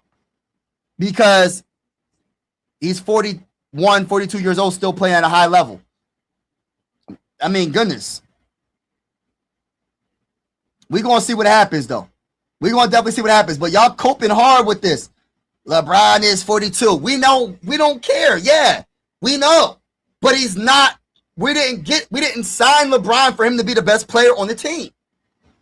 I don't know why everybody keep on trying to say that. We didn't sign LeBron for him to be the best player on the team. Any given night, he could be. I don't think he's washed. We'll see. We'll see. Venture bums. I don't agree with that. Simons is definitely not a bum. Simons is definitely not a bum. Dean Wade is definitely not a bum. I think LeBaron Filan, the guy we just drafted, is definitely not a bum. Look up some tape, bro. Look up some tape. I know you're not a Sixer fan. You're coping. You're trying to mess the vibe up. But bruh, do some research, bro. Do some research and keep that same energy. So when we go against your team, and we beat the brakes off your team, hold on. I want to make sure I see you in the comments, Georgie, 3467. Georgie, I want to see you in the comments. Don't hide. Matter of fact, who's your team? Who's your team? Because you talking and yapping, but you seem like the type that be yapping, and then when we go against your team, you yapping, right? And then you disappear when we beat the brakes off of you. You seem like you that type of guy. Don't be that type of guy. Don't come on the live stream yapping, and then you don't want the smoke. Because guess what? I will be here live for numerous games for the Sixers. I don't know who your team is. I don't know if you're a Lakers fan. I don't know if you're a Knicks fan, a Heat fan, whatever fan you are. Respectfully, in my opinion, we're going to beat the brakes off of your team. Can I talk that talk? Talk. I don't care. Talk. I invite the smoke, but tell me who your team is. I don't think y'all going back to back. Y'all don't have, listen, Knicks fans, I'm going to say it one more time. Y'all don't have a dynasty yet. Y'all won y'all championship. I got a lot of respect for y'all. In 50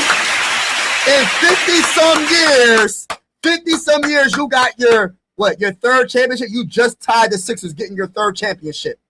Congratulations. Until you win a couple or more, you're not a dynasty. We gonna see. And you got to get, listen, we have to get past y'all. Y'all got to get past us. You got to worry about the Heat. You got to worry about other teams as well. We gonna see. We gonna definitely see.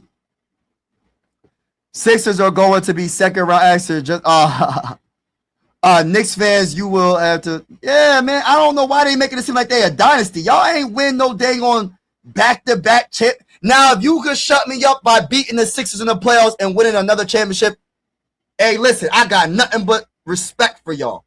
But until y'all do that, y'all just yapping. Y'all ain't winning 50-something years. I'm happy for y'all. Congratulations. But win again. Y'all not no dynasty like the Spurs. Y'all not no dynasty like the Lakers. Y'all never had a dynasty. So stop it. Just like the Sixers never had a dynasty. Come on, bro. I'll beat my... Let's go, baby. For real. Let's go, Nate. I know you had... Yeah, hey, listen, bro. Ed, what's good with you, bro? You know the vibes. Shout out to you. Everybody in the building, hit the like button, hit the subscribe button. We are going live for many Sixer games with the scoreboard and everything. And whether you're a Sixer fan or not, you're welcome to the YouTube family. And I always say sports are designed to bring us together, not separate us. And I truly feel that way. Like I said again, even if you're not a Sixer fan, you're welcome to the YouTube family, man. I got a lot of people that's on this channel. I got Knicks fans. I got Bulls fans. I got Laker fans. I got all types of fans on this channel, bro. It is what it is. Everybody's welcome. Because at the end of the day, I take it serious, but I don't take it that serious where I'm like, oh, if you're not a Sixer fan, I don't want you nowhere around. Like, that's stupid. It's just sports. At the end of the day, it's just fun. It's just trash talking. It ain't that serious. There's way more important things, respectfully, even though I love sports, than sports right now. real life is more important, right? And you don't know what people going through. And I'm not going to just shut out people that might like my content and they're not a Sixer fan. They're like, oh, well, he don't want me to be part of the YouTube family because I'm not a Sixer fan. I ain't doing all that.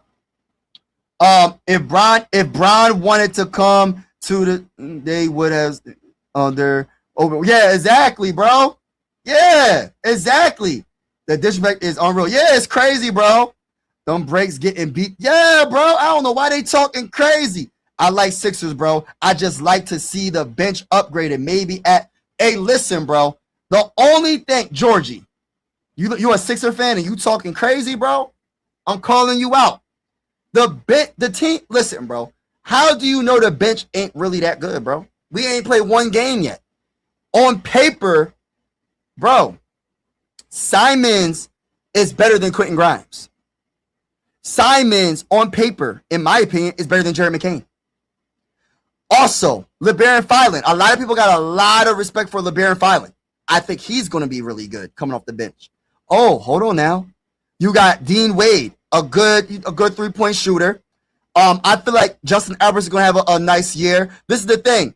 We're always going to have some players that are in the starting lineup that's going to be playing the whole, like, you're going to have some starters playing with the bench. It's not going to be a starting 5 of bench players, bro. I highly doubt it. Unless it's a blowout and we're winning by 100 points or 50 points, you're not going to have all bench players. But I do get what you're concerned about the center position. I also have a little bit of concern, but we'll see what happens with that. But I was saying, in moments, depending on who we play, LeBron James could be the 5, depending on who we play. I'm not saying LeBron's going to guard Victor Wembanyama. Sometimes he probably could because Victor likes to shoot 9 threes in a dang on game. And that's part of the reason why they lost to the Knicks, because he shot 9 threes a dang on game when he's one of the most gifted, unguardable centers in the game. But that physicality that Towns brought to him, he couldn't post up Towns like that. So that's why he was chucking up them dang on threes. But getting back to what I was saying, the versatility, I think even Dean Wade, depending on who the center is, can play center. Adembona, I'm not really feeling that. I ain't going to sit here and cap. Janai Broom, I got to see it to believe it. The guy that we got from the Knicks, I forgot Bull's name. He's a center. He could play. We're going to see. There's always going to be some type of flaw on this team. But if you're talking about guards, we have some of the best guards in the game, bro. You got people don't look up Simons when you get a chance and look up LeBron Filan. We got some of the best guard play. I feel like even when it comes to our small forwards, I think Justin Edwards is going to have one of the most underrated seasons coming off the bench this year because he has no choice but to be pretty good this year. Because when you have a starting 5 the way you have, like say Jaylen Brown will be on the bench, right? Getting some rest. Justin Edwards is going to be playing. Say you have a LeBron playing and you have Joel playing still on the court. There's no reason why Justin Edwards can't get buckets, bro, or hit a wide open 3 because Joel's going to get double teamed. LeBron might even get double teamed in certain instances. Just depends. I feel like naturally our bench is going to be so much better because we have the type of players we have on this team. I got to see what's up with Caleb Love. I got to see what's up with Tyrese Martin. I got to see if Dominic Barlow can do his thing.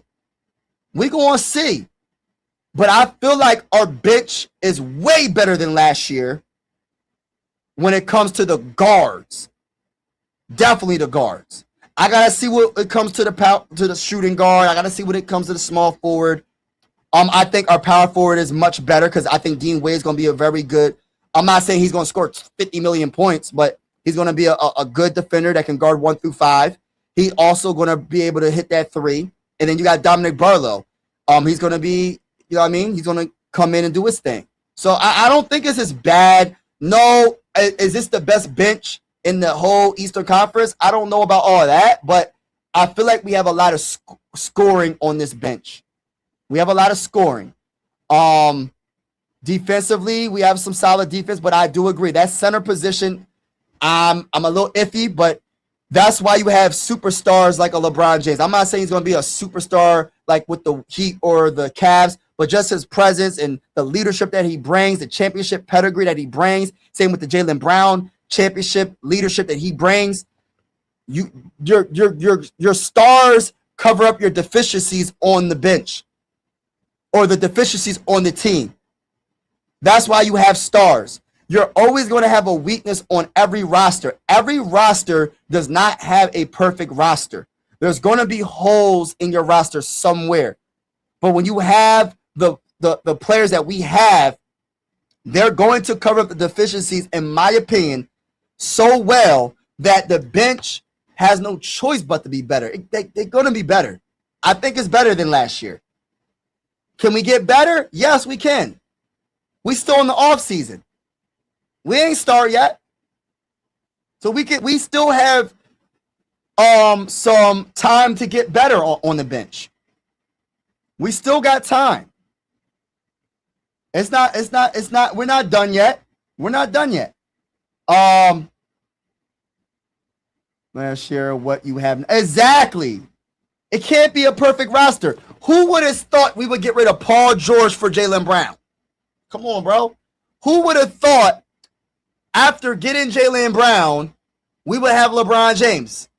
This is the best roster the Sixers had since, on paper, obviously, we got to see what they look like on the court, since the Julius Erving days, the Moses days, the Maurice Cheeks days. The last time he won a championship was 1983, before I was born. So my whole thing is this. In my opinion, this is the best roster so far. And we have room to improve, yes. But I would take this roster over any roster we had over the last, I don't know how many years. It's been a long time. Since that 1983 team, respectfully. And imagine, listen, even over the team that went to the finals in 2001 with the great Allen Iverson. Allen Iverson is great, one of my favorite players of all time. But the problem, I love Dikembe Mutombo, R.I.P. to him. I like Snow. I like Aaron McKee. I like them.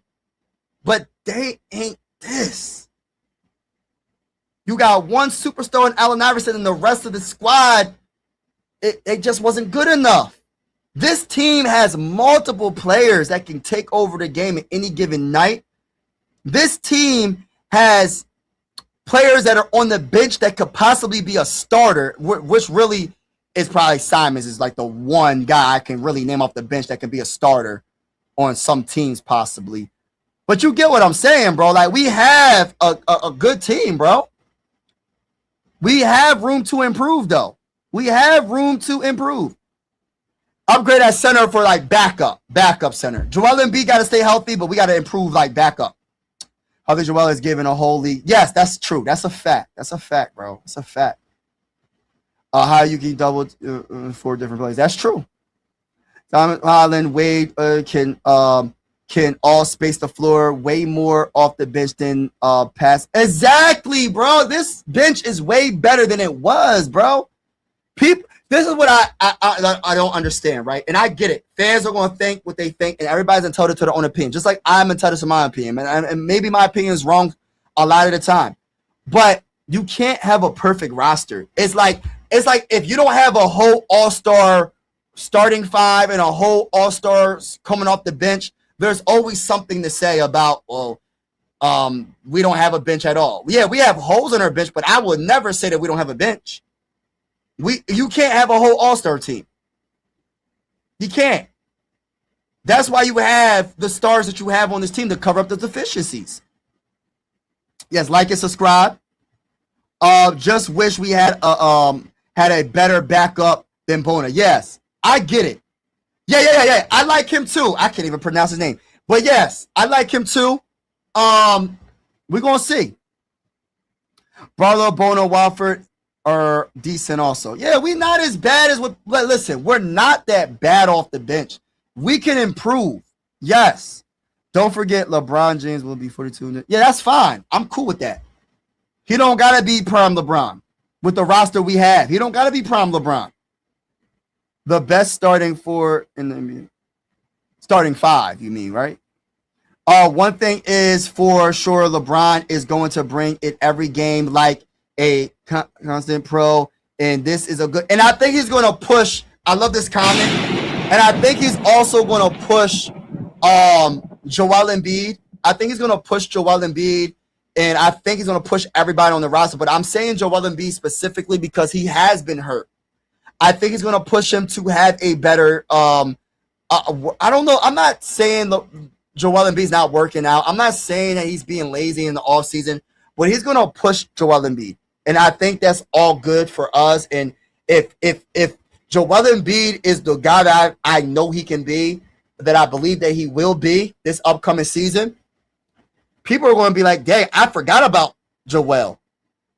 People forgot already that the reason why we beat the Celtics, we came back from 3-1 in the series, was because Joel Embiid came back. People are so quick to forget how good Joel Embiid is. I understand the health. That is a fact. I'm not denying that. But now that Joel Embiid does not have to be the number one option anymore. When he was getting hurt, most of the time he was the number one option. He's literally the third, could be the fourth option on this team. That gives him more of an opportunity to stay healthy than in previous years. Even with the Jimmy Butler days. Joel Embiid was all that in the bag of chips. When we had Ben Simmons and Tobias Harris, Jimmy Butler, listen, people forget he was the best player on the team, bro. He doesn't have to be the best player on the team no more.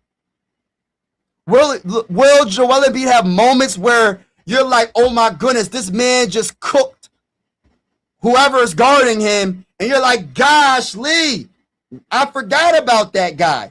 He's going to have those moments, especially with a 42-year-old LeBron James. I said it because LeBron James is still a very good player. Is he prime LeBron? No. I'm not delusional. But is he still a good player? Yes.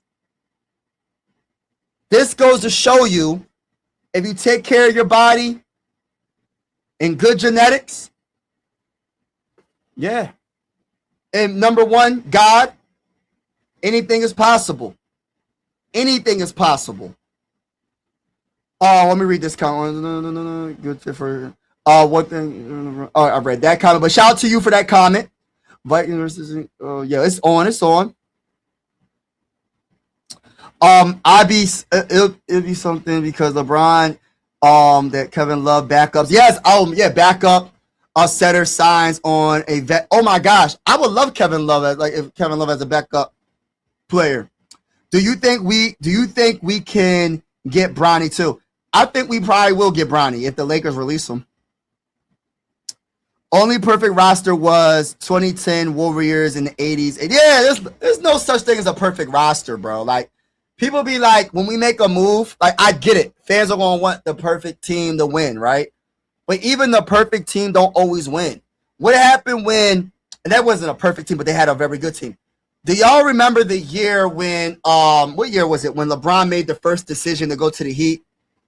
And it was D Wade. Y'all remember when D Wade, how good D Wade is? D Wade is one of the greatest players of all time. Do y'all remember how good Chris Bosh was with the Raptors, and then he went to the Heat? On paper, there's in a prime, some of the best players of all time, D Wade, LeBron, and Chris Bosh. Yeah, their bench wasn't all that, but they still made it to the finals. But guess what? They lost.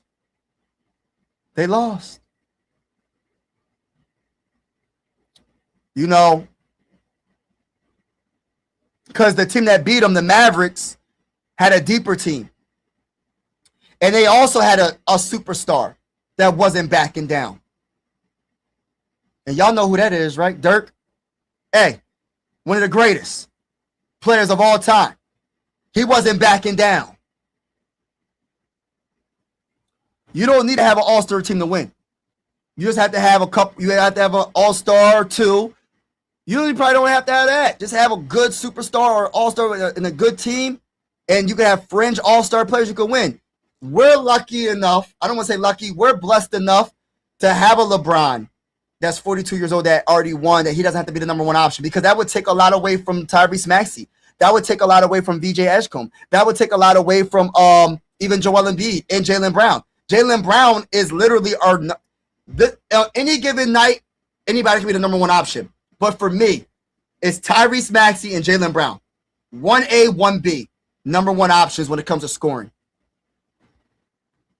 But I love this comment. 80s Celtics, 2010s Warriors. Woo! Yeah, when you had Iguodala, Kevin Durant.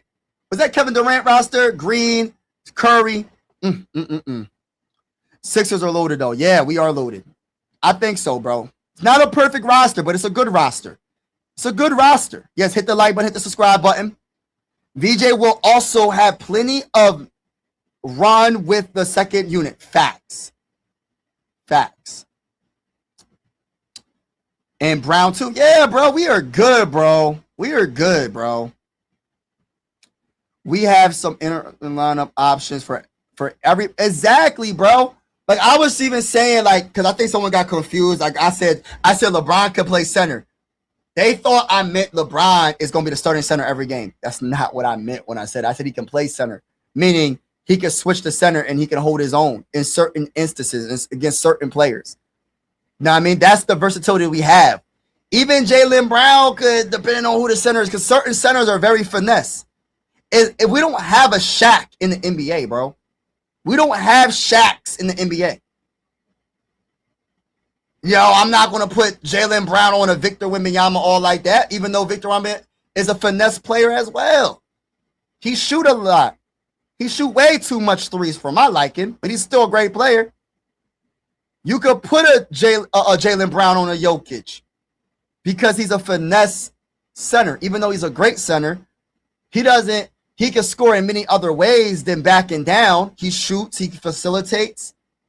He's a point center. I'll put Jaylen Brown on him and LeBron on him sometimes, certain moments. Yeah, I would love to always have Joel, but we have the versatility where we're not on an island. Oh, the only person that can guard a center is Joel. We have other players that can hold their own for moments of the game. Not the whole game, but moments of the game. It's not about a perfect team. It's about the chemistry. That's a fact. It's about the chemistry. You ain't lying. What number will he wear? He most likely going to wear number 23. You know, I don't know if he ever admitted, but you know, he looks up to Michael Jordan. So you know he's probably going to wear number 23. I think he's going to wear number 23. But yeah, shout out to everybody that's in the building. I want to say thank you so much for all y'all support. I will be live for a lot more. I just been spending a lot of time with the family. Today I went fishing and I got all these text messages, everybody blowing up my phone and calling me, but I wasn't answering the phone. I wasn't listening. I wasn't looking at my phone all like that because I was spending quality time with my family, fishing. And when I got to the car, I looked at my messages and said, "Oh, LeBron the Sixers." You know what's crazy? I wasn't really shocked because I've been saying it for a while. I made a short a couple weeks ago. LeBron's going to come to the Sixers. Spoken into existence because I felt like our roster is the best built roster in the East, and I think he didn't want to stay in the West. The West is the wild, wild West. Come to the East. You have a better chance of contending, being a true contender in the East. Whether he went to the Heat, the Cavs, the Sixers, you know what I mean? You have a better chance in the East. Even though the East ain't no joke, but still, you have a better chance in the East. Even though the defending champions are the New York Knicks, and the New York Knicks are very, very good. But I had a feeling he was going to come to the Sixers. But yeah, man, I'm going to be going live a lot. Like I said, I will be going live for a lot of Sixer games, some Phillies games, especially for the playoffs. And if you're into football, I have another channel. It's Mike Sports Vibes. This channel that you're on right now is Mike Sports Vibes 2. But I have another channel called Mike Sports Vibes. The name on the screen, Mike Sports Vibes. And that's my football channel. As you can see, I'm a hybrid sports fan. I'm Philly everything besides football. I'm a Viking fan.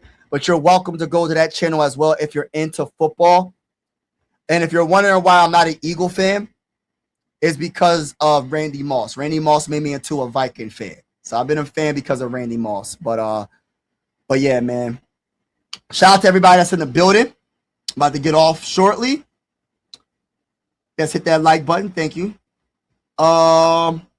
VJ Brown.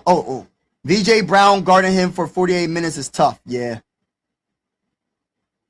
Yeah. Can't wait to see defensive stop Brunson. Yeah, Brunson. I got your comment. Yeah, Brunson is yeah, he's a superstar in my eyes. Brunson is a very, very, very, very good player. Probably the greatest Knicks player of all time. Probably. I'm not saying he is. Probably he is. Probably he's not, depending on who you talk to. He's a heck of a player. And but I have a lot of respect for the New York Knicks. I got a lot of respect for the Miami Heat. But respectfully, it's going down. Y'all going down. They going down. Bring it on. We ain't scared. Sixers, we ain't scared. We not scared of nobody. We're not scared of nobody. Bring it.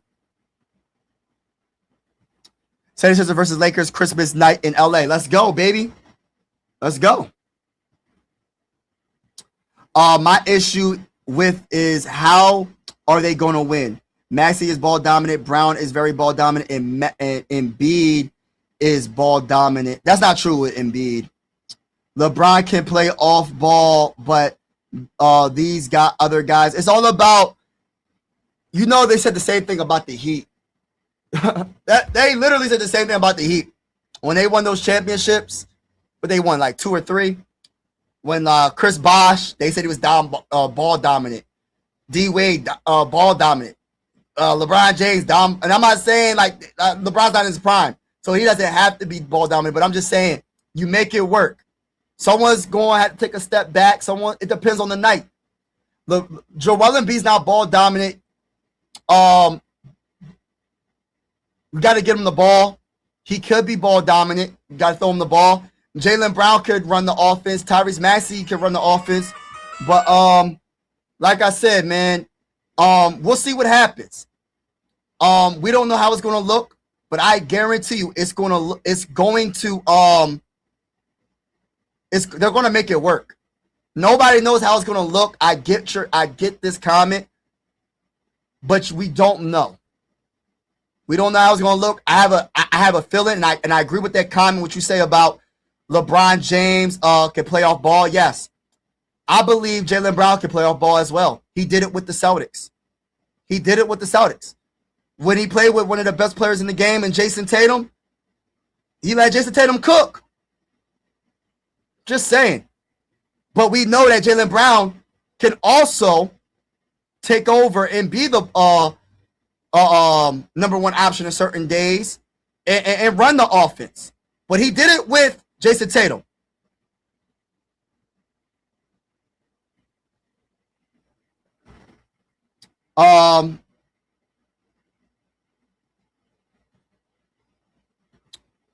And the Heat lost their first year because they had to learn to play together. That's true. But the difference is, and that's 100% true, they lost to the better overall team, the chemistry, right? They also lost because LeBron didn't know how to win. Let's keep it real. He didn't know how to win. At the time when he went to the Heat, he's with the Cavs. He never won with the Cavs. Cavs never had a championship. He went to the Heat to learn from one of the greatest players of all time in D Wade that already knew.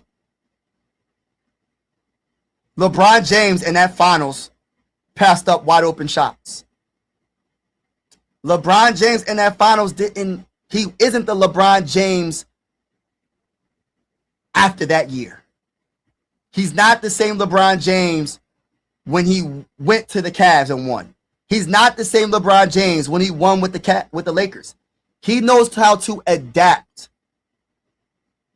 And I'm pretty sure these professional athletes, these professional stars that we have on this team know how to adapt. Tyrese Maxey adapted to James Harden. When James Harden was with the Sixers, I know people forget about this stuff, man. Tyrese Maxey played off ball. Just saying. I don't know if you remember that. James Harden was on the Philadelphia 76ers.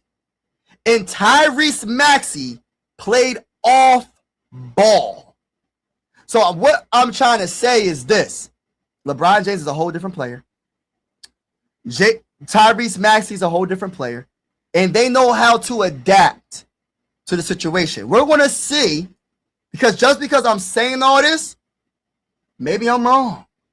But I feel like I'm right. And they will adapt to each other's game.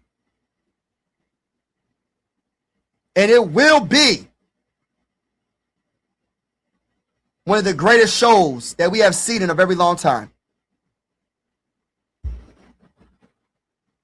Let me read some of these comments. Yes, Maxey is more natural. Hold on. I'm a Celtics fan. Brown didn't play all ball in the days where Tatum would go off. Brown was upset. Hey, listen. He gonna have to figure it out. It worked. They won a championship together. So even if he was upset, when Jason Tatum was going off, guess what? They still won a championship. I'm just saying, regardless of how he felt, they still won a championship. That's all that matters. Maxey off-ball shooting is elite. Yeah, I don't know why you're saying that Maxey can't be an off-ball. Maxey was amazing with James Harden off-ball. I don't know if you've seen the Sixers when they had James Harden. Yes, Maxey is more. I don't know what we'll talk about. I think he don't know. We had James Harden at one point. James Harden got mad at Maxey because he wanted Maxey to start having the ball more and shooting the ball more. He was pretty much saying to Doc Rivers, respectfully, kick rocks. Tyrese Maxey, listen to me. I want you to have the ball more and shoot the ball more. James Harden was getting, listen, there were some times where James Harden was like, Tyrese, what are you doing? No, don't pass me the ball, shoot the ball. It was moments like that. We talking about James Harden saying that, bro. James Harden was a big part of Tyrese Maxey's growth, whether people want to admit it or not. Tyrese Maxey took another step up with James Harden. It took another step without James Harden. But James Harden taught him some things, bro. And he played all ball. But guess what? They made it work. They ain't win nothing. Yeah, hit that like button. Yes, Maxey all ball in his more natural game. Exactly. I don't know what we're talking about. Brown is average from three, but he does everything well, though. He don't need to shoot threes all like that. And he'll be better on this team from three. We got a lot of talent. Yeah, hit that like button, y'all. Hit that subscribe button. I will be going live for a lot of Sixer games in this season with the scoreboard and everything. And even if you're not a Sixer fan, you're welcome to the YouTube family. Sports are designed to bring us together, not separate us. I've been live for 2 hours and 22 minutes talking about LeBron James coming to Philly. One thing Sixers fans got to keep in mind is LeBron wins everywhere he goes. That's true, but and you want to know why? Because he adapts. He adapts to the players. He adapted. Like, let me give you a perfect example. Remember when he went to the Heat and D Wade was the number one option? You know what D Wade said? D Wade was like, "You're the best player. Why are you giving me the ball?" D Wade adapted to LeBron. He said, I'll close out some games, but listen, bro, you're LeBron. Take over. You adapt to each other's game. You adapt to each other's game. I'm pretty sure, I know Mikal Bridges, Hart. Who else was Villanova? Who else was on the team? Josh Hart, Jalen Brunson. Was it Mikal Bridges? Was it Mikal Bridges? Yeah, I think they're all playing for Villanova. Let me say this. But guess who was the guy that got on the team? That really was, nobody thought it would happen, but it happened. The Timberwolves made that fatal mistake, bad mistake, and they got rid of Towns. Towns went over there. It took him, I think Towns was on the Knicks for 2 years, won it the second year. We'll see what happens this year with the Sixers. We don't know. We'll see what happens. But chemistry is very important. But to say that Tyrese Maxey is just ball dominant is cap. To say that Joel Embiid is ball dominant is cap. Because most of the time, he has to get the ball thrown to him. He's not a point guard. He's a center. On top of that, they have to get him the ball, throwing him the ball down low. Hold up. Jaylen Brown, even though, you're a Celtics fan and you said that he's ball dominant, he had to be ball dominant with the Celtics when Jason Tatum got hurt and you saw what he was capable of. But even before that, when Jason Tatum and Jaylen Brown won that championship, they both picked their times to do what they had to do. And they won a championship. I mean, all these, they can make it happen. The Sixers could also make it happen. They can make it happen. LeBron is definitely the piece that can teach you guys. Yeah, exactly. Play together. Exactly. I agree. Cheat code because he's been there. Exactly. Been there, done that. And I keep, and people, and listen, I understand people going to use the age. 42. He's 42. We do not want LeBron to be the number one option every single night. Yes, he can be some nights, but not every night. We have a Jaylen Brown. And then you're a Celtics fan. How do you feel about Jaylen Brown getting traded for Paul George? Are you mad about that? If you're still in the comments. Also, like, people be trying to make it seem like LeBron is supposed to be prime LeBron. We don't need him to be. But he's still a good LeBron. People got to stop looking at the age and start looking at the production. What he did with the Lakers last year. When Luka went down, even when Luka was playing, how he adapted his game to Luka, because Luka is a ball dominant guard. Luka's not playing off ball, right? Because he's that good, right? Nor should he, because he's that good. But LeBron adapted to that. And I feel like everybody on this roster can adapt to each other's game, including Jaylen Brown. But that Tyrese Maxey being ball dominant, I really feel like Tyrese Maxey, like my bull said, is naturally a 2, playing as a 1. He's a hybrid guard, meaning he's a shooting guard playing as a point guard, pretty much. Not saying that Tyrese Maxey can't facilitate. Not saying that Tyrese Maxey can't get 10 assists in a game, but he's more of a scorer. And as much as I like VJ, I don't know if VJ he's more of a 2 than a 1 in my opinion. And for a second-year player, I'm not going to put that pressure on him because we trying to win a championship this year. But it just depends on the game, man. Depends on the game and who we play against. It could be LeBron do his thing one game, Jaylen Brown do his thing another game. It could be Jaylen Brown doing his thing 5 games in a row, and then next thing you know, Tyrese Maxey doing his thing. Or it could be a combination of Jaylen Brown cooking and Tyrese Maxey cooking and Joel Embiid cooking and LeBron. Like, it's so many ways we can go about it, bro. LeBron James helped younger players develop on this team because he see the whole game in the court. Exactly, to structure. Exactly. I love that comment. Simons is a good shooter too. Yup.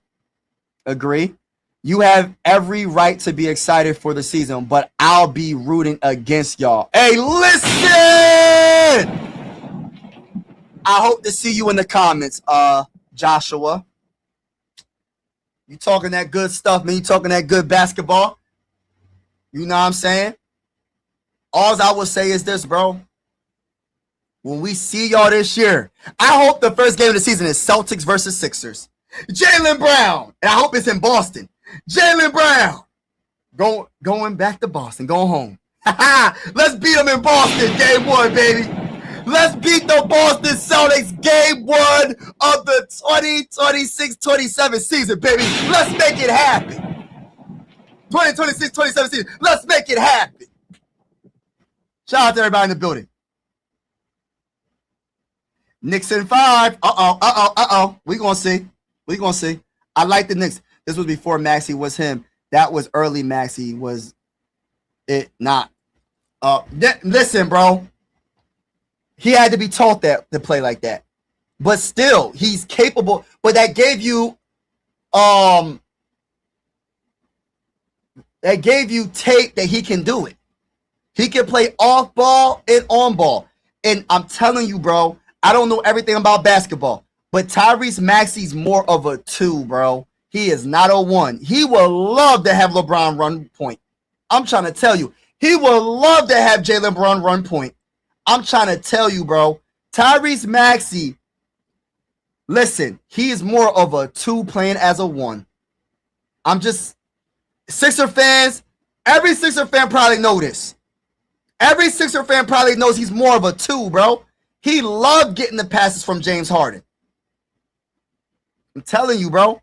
Yeah, he can run the offense, but I'm trying to tell you, bro, Tyrese Maxey is a natural 2, bro. Playing as a 1. Simon's 38%. Yeah, I love it.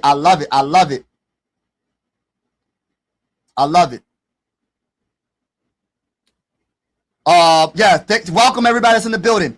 Embiid is actually our weakest shooter. Shooting. Yeah, he's our weakest shooter. You ain't lying. That's a fact. The team has underrated shooting. Yeah, we have underrated shooting. I think our team is better than what people think it is. I think we underestimate in our team. DiVincenzo. So it wasn't Mikal Bridges though. But Dante's not on the team. But I know Josh Hart and Jalen Brunson was on that team though. Luka, my favorite player, but he is so lazy off ball. Yeah, he's not an off ball player. Luka is a heck of a player, bro. This is the only knock I have on Luka. This is the only knock. Because he's a heck of a scorer. He's one of the best rebounding guards in the game. He's probably the best rebounding guard in the game. He's pretty much averaging a triple-double. A very good passer. I think his handle is underrated. I love the fact, like, people think that, if you go fast and all that, listen, I love his change of pace when he crosses up people. He's like he's moving in slow motion, and he speeds it up. I love it. I love his handle. The only knock I have on Luka is I feel like for him to be 6'8", 6'9", whatever he is, I just wish he put more effort in the defensive side of the ball. Yes, I don't care what the analytics say. I don't care what listen, analytics tell you some of the story. They don't tell you all the story. And yes, Luka be playing the passing lanes. He does get steals. But Luka, to me, for his height, and I understand people are going to say, well, he has to have the energy for offense. Well, he could be a little bit better on defense. He could be a little bit better. I don't know what the analytics are saying. If Luka is an average defender, I think he's a below average defender. I'm not saying he's just a trash defender, but I don't think he's an average defender. I don't care what the analytics say when it comes to that. And I feel like for you to have the height, I feel like you should be a little bit better defensively. And that's why when you have a player of Luka's caliber, and let me go to Jalen Brunson. Jalen Brunson's not the best defender, but I think he's an average defender. But let me say this real quick. When you have an average defender, when it comes to your best player, or debatably your best player, and he cooks on offense or whatever, you have to have numerous players around him that are more defensive players than offensive players. Not saying they can't score, but when you have an OG, one of the best two-way players in the game, when you have a Mikal Bridges, one of the best two-way players in the game, when you have a Towns, one of the best two-way players in the game, when you have a Hart, one of the best two-way players in the game, it makes up for the deficiencies of a Jalen Brunson offensively. That's what the Lakers, and I don't know what the Lakers roster is, but that is the problem of last year. They didn't have enough dogs on defense. You can't have a player that doesn't bring it defensively as your main player, right? And everybody around them ain't bringing no dang on defense. Austin Reeves gets cooked on defense. He don't play no dang on defense. So you got your two guards that can't play no dang defense. It ain't working. With the type of guards we have in the NBA, when you get to the playoffs, if you put up 30 points, you better put up 30 points. You're giving up another 20, you're giving up 28 points. So it cancels out. So you better bring something more, you better do something to slow the other player down. Or you better have other players that can play defense to help them out. You know what I mean? I don't know what the Lakers roster is. But if I was the GM of the Lakers, I'm going to pretty much build a defensive wall next to Luka. That's what I would do. Because you got Austin Reeves got a big bag, right? So you got two guards that don't play defense. Come on, man. So your other three players on the court better have some defense. That's all I'm gonna say. The other three players, the center, the power forward, in the three, small forward, better be able to play some dang on defense, or you're getting cooked in the playoffs. You might put up the numbers in the regular season, but you're getting cooked in the playoffs if they don't have good defenders. Oh, that was a trade. Yeah, I got it next to nothing. Return to PG, half washed. Yeah, I don't expect anything from the Celtics. Now, honestly speaking, and this is coming from a Sixer fan opinion, I think Paul George is gonna have some moments. Y'all don't listen. He gonna have some moments, but I'm giving you some advice, Celtic, my Celtic brother. Don't fall for it. We gotta see how consistent he is. I think he wanted to get one last bag, and he got it from the Sixers, and now y'all going to finish paying him. And I think he wants to go do podcasting, to be honest with you. But I will say this, though. I do have a lot of respect for Jason Tatum. Do I think he's better than Jaylen Brown? I don't. Overall, I don't. I love Jason Tatum, though. But Jason Tatum, he going to have to prove a lot this year. Because you lost either you want to call Jaylen Brown Robin or you want to call him Batman on the team. You lost your Robin or Batman, right? So is Jason Tatum going to be able to put his team on his back? Right? It's not just all on him, but he's the main guy. He's the superstar on that team. If you don't want to call him a superstar, he's the star of that team. So the responsibility, whether I know it's a team sport, it's going to be more on him than anything. So we'll see what he can do. I don't know the whole roster. We're going to see. We'll see. Do you think this is the last stop for LeBron? If we win a championship this year, I think he's going to stay with the Sixers one more time and try to get that 6th ring with the Sixers. I don't see why he would leave the Sixers if you win a championship this year. And I'm not saying we're going to, but I'm going to speak it into existence. We are winning a championship this year.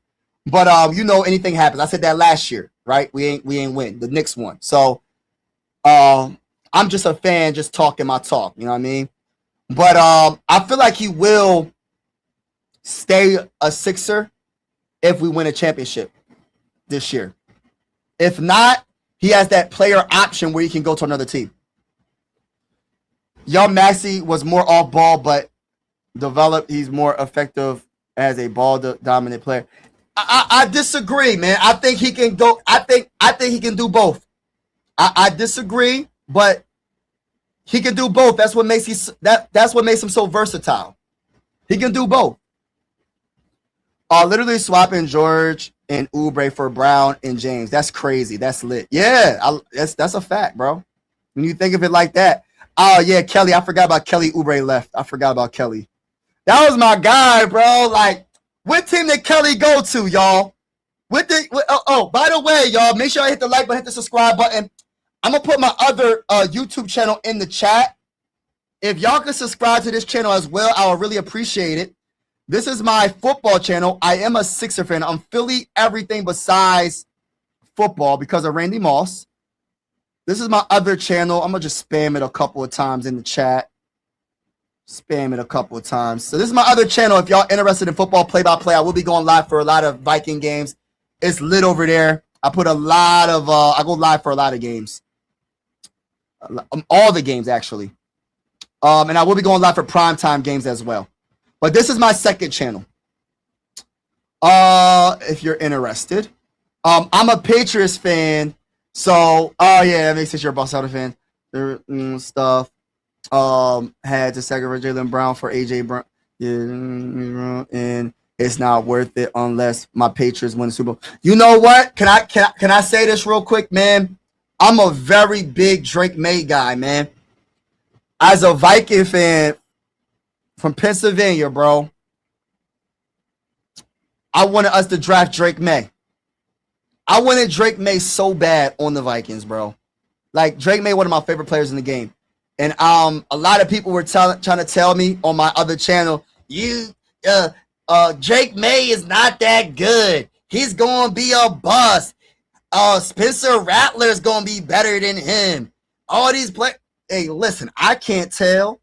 Respectfully. They said other players. I said all the players. They said all the players that got drafted pretty much like Bo Nix. Everybody going to be better than him. And I love Bo Nix. I love Caleb. I love Jaden Daniels. But my guy, Caleb was my number one, and number two was my Drake May. Those are the two quarterbacks that I liked out of that draft. And people was hating like, yo, Drake May ain't that good. Drake May got to the Super Bowl. He only was 23 years old. He's only going to get better. He's only going to get better. But anyway, LeBron is a bandwagon. He's trying to get them champions. He's trying to get them chips, man. I ain't mad at him, though. I'm not mad at him, man. Welcome to the Sixers, bro. Welcome to the Sixers. I ain't mad at him. I'd like to see him in his career with the Cavs after the 2 years. Yeah, I wouldn't mind that. I wouldn't mind that. He went to Indiana.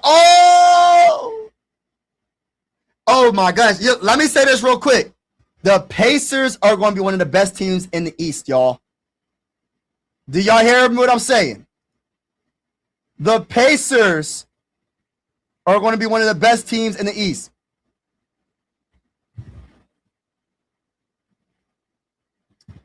Listen. The Pacers. Siakam is going to have a great season.